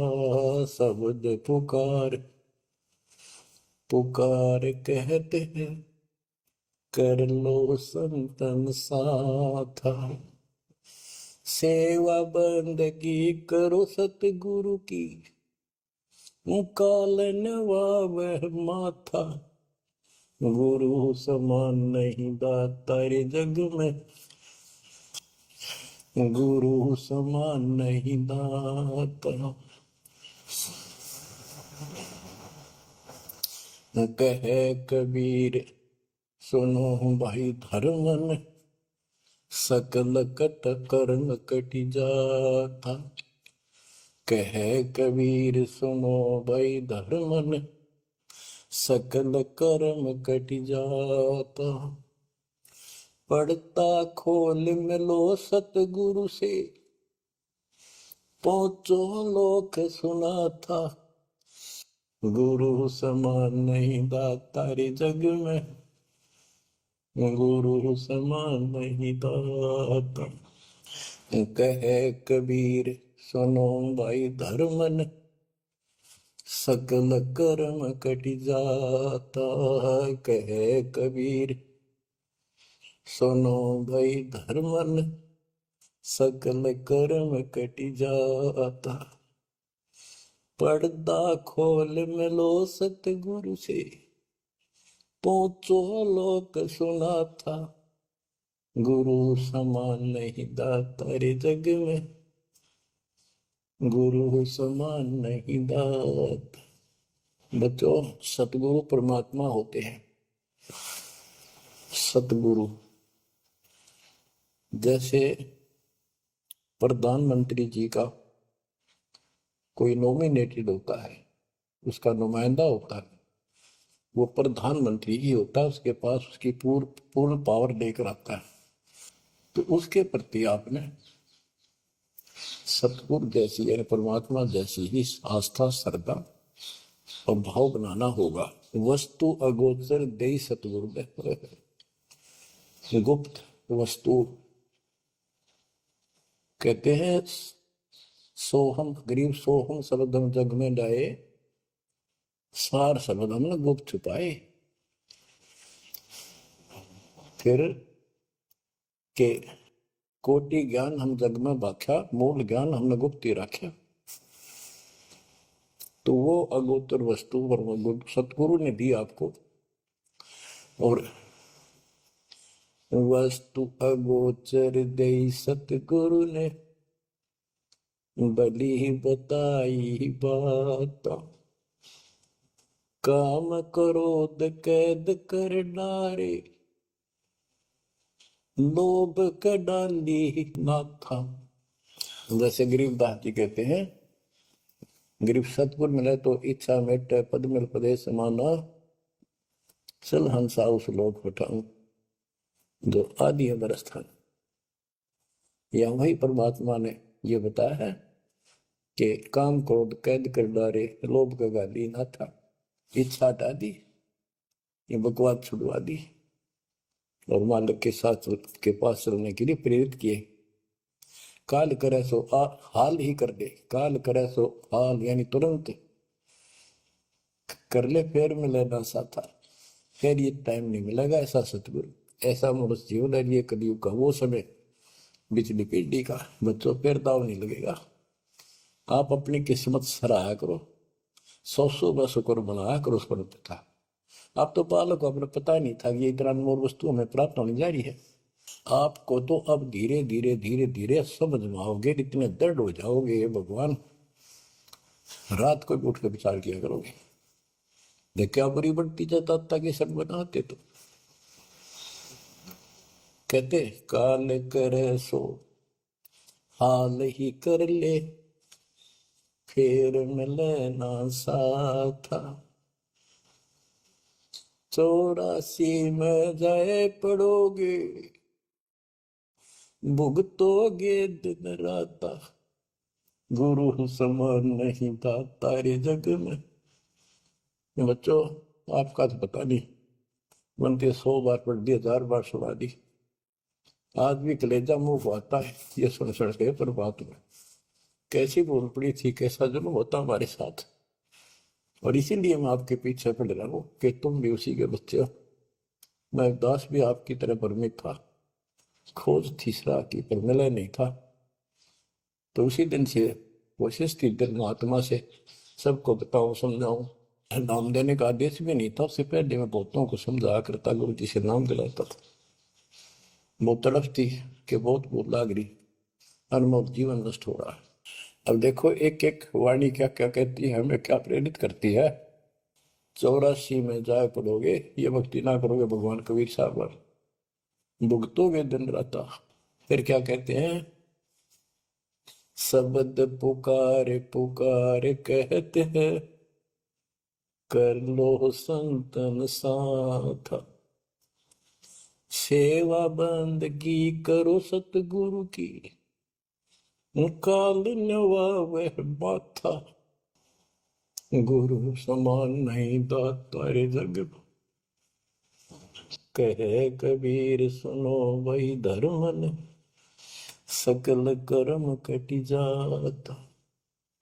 पर्दा खोल मिलो सतगुरु से, पोचो लोक सुना था। गुरु समान नहीं दाता रे जग में, गुरु समान नहीं दाता। अब बच्चों परमात्मा अपनी प्यारी आत्मा धर्मदास को समझाते हैं, उसके माध्यम से हमें भी संकेत करते हैं। पर्दा खोल मिलो सतगुरु से, यानी कोई कपट ना रखो मालिक के। जब सतगुरु के साथ जुड़ते हो, बिल्कुल सच्ची सुच्ची आत्मा से बात करा करो। जरा सी भी अटपट करोगे वो भगवान रुष्ट हो जाएगा। यही वजह है शिष्य को अपने गुरु के प्रति संपूर्ण समर्पण और विश्वास रखना चाहिए। परमेश्वर कबीर जी ने भी कहा है, कबीर, गुरु गोविंद दोनों खड़े, किसके लागू पाए? बलिहारी गुरु आपने, गोविंद दिया मिलाए। अर्थात यदि गुरु तथा परमात्मा दोनों साथ साथ खड़े हों तो किसके पैरों पर लगोगे? यह प्रश्न है। इसका उत्तर कबीर परमेश्वर ने दिया है कि मैं तो अपने गुरु के पैरों पर लगूंगा, उस पर बलिहारी जाऊं जिन्होंने परमात्मा मिला दिया। इसलिए शिष्य को गुरु के प्रति समर्पण, आदर और विश्वास रखते हुए उनके मार्गदर्शन का पालन करना चाहिए। यही समर्पण और विश्वास शिष्य को मोक्ष की ओर अग्रसर करता है। तो दोस्तों, बात साफ है, बिना सच्चे गुरु के न भक्ति पूरी होती है, न मोक्ष मिलता है। शास्त्र चिल्ला चिल्लाकर कह रहे हैं कि सतगुरु वो दीपक है जो आपके जीवन के अंधेरे को दूर करता है। लेकिन सावधान, बाजार में नकली गुरुओं की भीड़ है जो आपकी आस्था का सौदा कर रहे हैं। और अगर आपने सच्चा गुरु ढूंढ भी लिया तो बिना समर्पण और विश्वास के वो दीपक आपके लिए बेकार है। आप ही बताइए, क्या आप उस रास्ते पर चलना चाहेंगे जो सिर्फ मंदिरों और मालाओं तक सीमित है, या उस सतगुरु की शरण लेंगे जो आपको शास्त्रों का सही ज्ञान दे, जो आपको परमात्मा तक पहुंचाए? अब फैसला आपके हाथ में है। क्या आप दीपक थामेंगे या अंधेरे में भटकते रहेंगे? अब सुनते हैं संत रामपाल जी महाराज से नाम दीक्षा लेकर सतभक्ति करके अद्भुत लाभ प्राप्त करने वाले अनुयायी के विचार। सत साहिब दर्शकों, क्या आपने कभी सोचा है कि जब जिंदगी में हर तरफ अंधेरा हो, बीमारी और गरीबी पीछा ना छोड़ रही हो, तब कौन बनता है उम्मीद की आखिरी किरण? हिसार हरियाणा की रहने वाली शिखा जी की कहानी भी कुछ ऐसी ही थी। उनकी मां चारपाई पर पड़ी रहती थीं, पिता रोजगार के लिए घर से दूर थे। घर की हालत इतनी खराब थी कि पूरे परिवार के पास सिर्फ एक चारपाई और एक पुरानी कुर्सी थी। 5 लोग उसी पर सोने को मजबूर थे। शिखा जी और उनके परिवार ने माता दुर्गा जी की पूजा, व्रत और कई धार्मिक रीतियां अपनाई, लेकिन कोई लाभ नहीं हुआ। एक दिन उन्होंने संत रामपाल जी महाराज का सत्संग सुना और यहीं से उनके जीवन में आया असली मोड़। संत रामपाल जी महाराज से नाम दीक्षा लेने के बाद उनकी मां पूरी तरह से स्वस्थ हो गईं और धीरे धीरे घर में सुख सुविधाएं आने लगी। अब सवाल उठता है, आखिर ऐसी कौन सी भक्ति साधना है जो संत रामपाल जी महाराज अपने शिष्यों को बताते हैं, जिससे लाखों लोगों का जीवन बदल रहा है? क्या नाम दीक्षा लेने मात्र से जीवन की परेशानियां दूर हो सकती हैं? आइए सुनते हैं शिखा जी की कहानी, उन्हीं की जुबानी। नमस्कार जी। सत साहिब गुरु जी। क्या नाम है बहन जी आपका? मेरा नाम शिखा दासी है। कहाँ के रहने वाले हैं आप? मैं हिसार हरियाणा से हूँ। संत रामपाल जी महाराज से नाम दीक्षा आपने कब ली? मैंने संत रामपाल जी महाराज से नाम दीक्षा जनवरी 2009 में ली। संत रामपाल जी महाराज से नाम दीक्षा लेने से पहले क्या आप कोई भक्ति साधना भी करते थे? जी हाँ, हम जो मतलब हमारे समाज में जो भी धार्मिक पूजाएं हैं, देवी देवताएं हैं, उनको मानते थे। और मेरी मम्मी संतोषी माता की बहुत ही मतलब ज्यादा पूजा करती थी, उनके व्रत सब कुछ करती थी। फिर भी वो मतलब बीमार ही रहती थी हर टाइम। और मेरे पापा हर महीने मतलब सालासर हो गया, अमरनाथ हो गया, केदारनाथ, मतलब हर जगह तीर्थ यात्रा पर जाते थे। तो जो ये भक्ति साधनाएं आप लोग कर रहे थे और आपके पेरेंट्स कर रहे थे, तो इन सब भक्ति साधनाओं से आपके परिवार में क्या क्या लाभ प्राप्त हुए? जी, हमें इनसे कुछ लाभ तो प्राप्त नहीं हुए, परंतु उल्टी ही हमें हानियां होती चली गई। मेरी मम्मी इतनी ज्यादा बीमार रहती थी, मतलब वो सारा टाइम खाट में ही रहती थी। और मेरे पापा मतलब 6-6 महीने बाहर ही रहते थे, घर पे नहीं आते थे। और जिस कारण हमारी भी मतलब परवरिश है वो अच्छे से नहीं हो सकी। और हमारी आर्थिक स्थिति इतनी बुरी थी कि हम कभी कभी तो बिना खाना खाए ही सो जाते थे। फिर हमारे घर वाले थे, वो भी मतलब जो हमारे दादा दादी थे, चाचा चाची थे, वो भी इतना साथ नहीं देते थे। आपके अनुसार जो भक्ति साधना आप और आपका परिवार कर रहा था, उनसे आपको कोई लाभ नहीं हुआ, बल्कि आपके परिवार की आर्थिक स्थिति बहुत कमजोर थी। आपकी माताजी बहुत बीमार रहते थे, आपके फादर भी आप लोगों से दूर रहते थे। बहुत बार घर में खाने की भी दिक्कत रहती थी। तो इन सब परेशानियों के होते हुए संत रामपाल जी महाराज जी की जानकारी आपको कैसे मिली? जी, हमें ऐसे पता चला। हम मतलब कॉलोनी से बाहर रहते थे, तो वहां पर एक लेडीज थी, तो उन्होंने बताया कि ऐसे ऐसे संत रामपाल जी महाराज हैं, आप नाम दीक्षा ले लो तो आपको आपकी सारी दिक्कतें हैं वो दूर हो जाएंगी। परंतु मेरी मम्मी ने एक बार तो मतलब टाल मटोल कर दी कि नहीं, हम नहीं लेंगे, हम तो यही पूजा करेंगे। फिर मेरी मम्मी कुछ ज्यादा ही बीमार हो गई, तो उन्होंने फिर बोला मेरी मम्मी को कि आप एक बार जाके तो देखो, ऐसे ऐसे है, मतलब बहुत लोगों को वहां से लाभ प्राप्त हुआ है, आपको भी हो जाएगा। तो मेरी दादी और मेरी मम्मी संत रामपाल जी महाराज के पास सतलोक आश्रम बरवाला चले गए और वहां पर उन्होंने उनसे नाम दीक्षा ली। संत रामपाल जी से नाम दीक्षा लेने के बाद क्या आपके परिवार में किसी तरह के कोई चेंजेस आए? हाँ जी, बहुत बदलाव आए हमारे परिवार के अंदर। मतलब पहले तो सिर्फ मेरी मम्मी ने नाम लिया था, तो मेरे पापा नहीं मानते थे। तो मेरे पापा के साथ एक घटना हुई, उनका एक्सीडेंट हुआ। वो एक ड्राइवर है, तो वो उनकी गाड़ी का ब्रेक फेल हो गया था, तो वो भी अगले ही दिन संत रामपाल जी महाराज की शरण में चले गए। और हमारे घर में मतलब इतनी दिक्कतें रहती थी, वो सभी दूर हो गई। हमारी आर्थिक स्थिति भी बहुत अच्छी हो गई। पहले हमारे घर में मतलब कुछ भी नहीं था, ऐसे लगा के ही चलो, कुछ भी सुविधा प्राप्त नहीं थी हमारे घर में। मैं बताऊं, एक ही चेयर होती थी हमारे घर में, उस पर भी मतलब कभी कभी आते थे तो मेरे पापा ही बैठते थे। तो हमारे घर में कोई खाट नहीं होती थी, वो एक बेड होता था जो मेरी मम्मी को दहेज में मिला था मेरी नाना और की तरफ से। उस बेड पे हम 5 लोग सोते थे, 3 हम और 2 मेरे मम्मी पापा। इसके अलावा कुछ भी नहीं था। और अब परमात्मा की दया से हमारे घर में सब कुछ है, मतलब परमात्मा ने हर चीज की मौज कर रखी है। और मेरी मम्मी इतनी ठीक रहती है अब, मतलब सारा काम खुद करती है मेरी मम्मी घर का, और किसी प्रकार की कोई दवाई नहीं लेती। पहले मेरी मम्मी को मतलब हर समय दवाइयों के सहारे ही चलना पड़ता था। मेरी मम्मी ने हर हॉस्पिटल, हर डॉक्टर से दवाई प्राप्त की थी, परंतु उन्हें कोई भी आराम नहीं हुआ। और फिर संत रामपाल जी महाराज की शरण में जाते ही उन्हें मतलब बहुत उनकी तबीयत में बहुत सुधार आया, और धीरे धीरे वो अपना जीवन सुखद व्यतीत करने लगी। संत रामपाल जी महाराज की दया से कल ही मेरा मतलब 2nd सेम का, मैं BA ग्रेजुएशन कर रही हूँ, तो उसका रिजल्ट आया है। मतलब मेरा एक इंग्लिश का पेपर था, वो बहुत ही खराब हुआ था, और उसमें परमात्मा की दया से मैं पास हो गई। मेरे को इतनी खुशी है इस चीज की कि मैं मतलब बता नहीं सकती। मेरे को पक्का यकीन था कि मैं इसमें फेल हो जाऊंगी, पर परमात्मा ने मेरे को पास करवा दिया।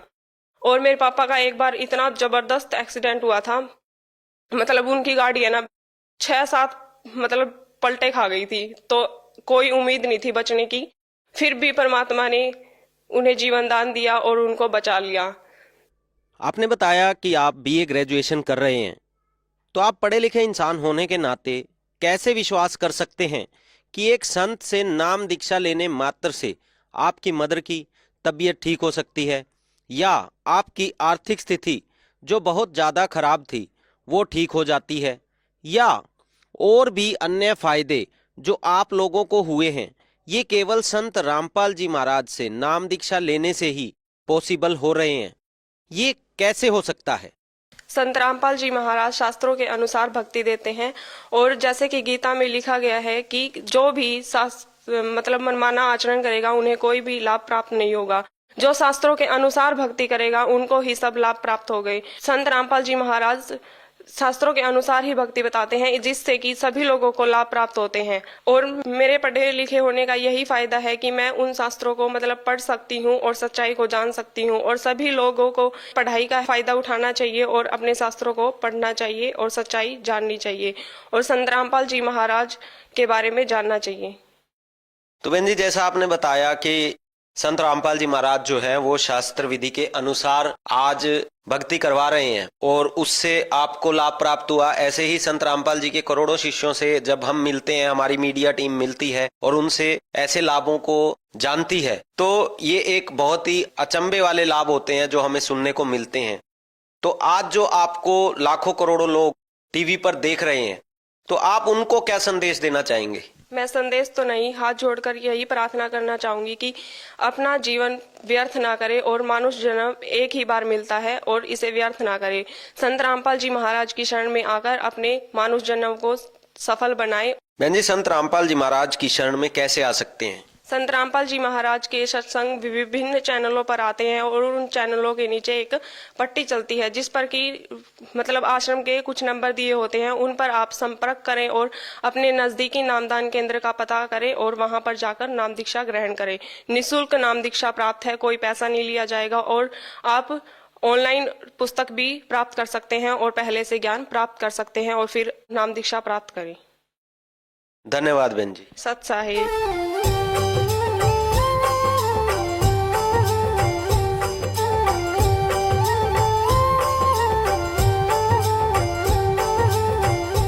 सुन रहे थे जगत गुरु तत्वदर्शी संत रामपाल जी महाराज जी के मंगल प्रवचन। अधिक जानकारी के लिए विजिट कीजिए हमारी वेबसाइट www.jagatgururampalji.org। संत रामपाल जी महाराज जी के शुभ आशीर्वाद से पूरे विश्व भर में 500 से भी ज्यादा नाम दीक्षा केंद्र हैं, जिन पर संत रामपाल जी महाराज जी द्वारा ऑनलाइन निःशुल्क नाम दीक्षा दी जा रही है। अपने नजदीकी नाम दीक्षा केंद्र का पता करने के लिए संपर्क करें 8222880541।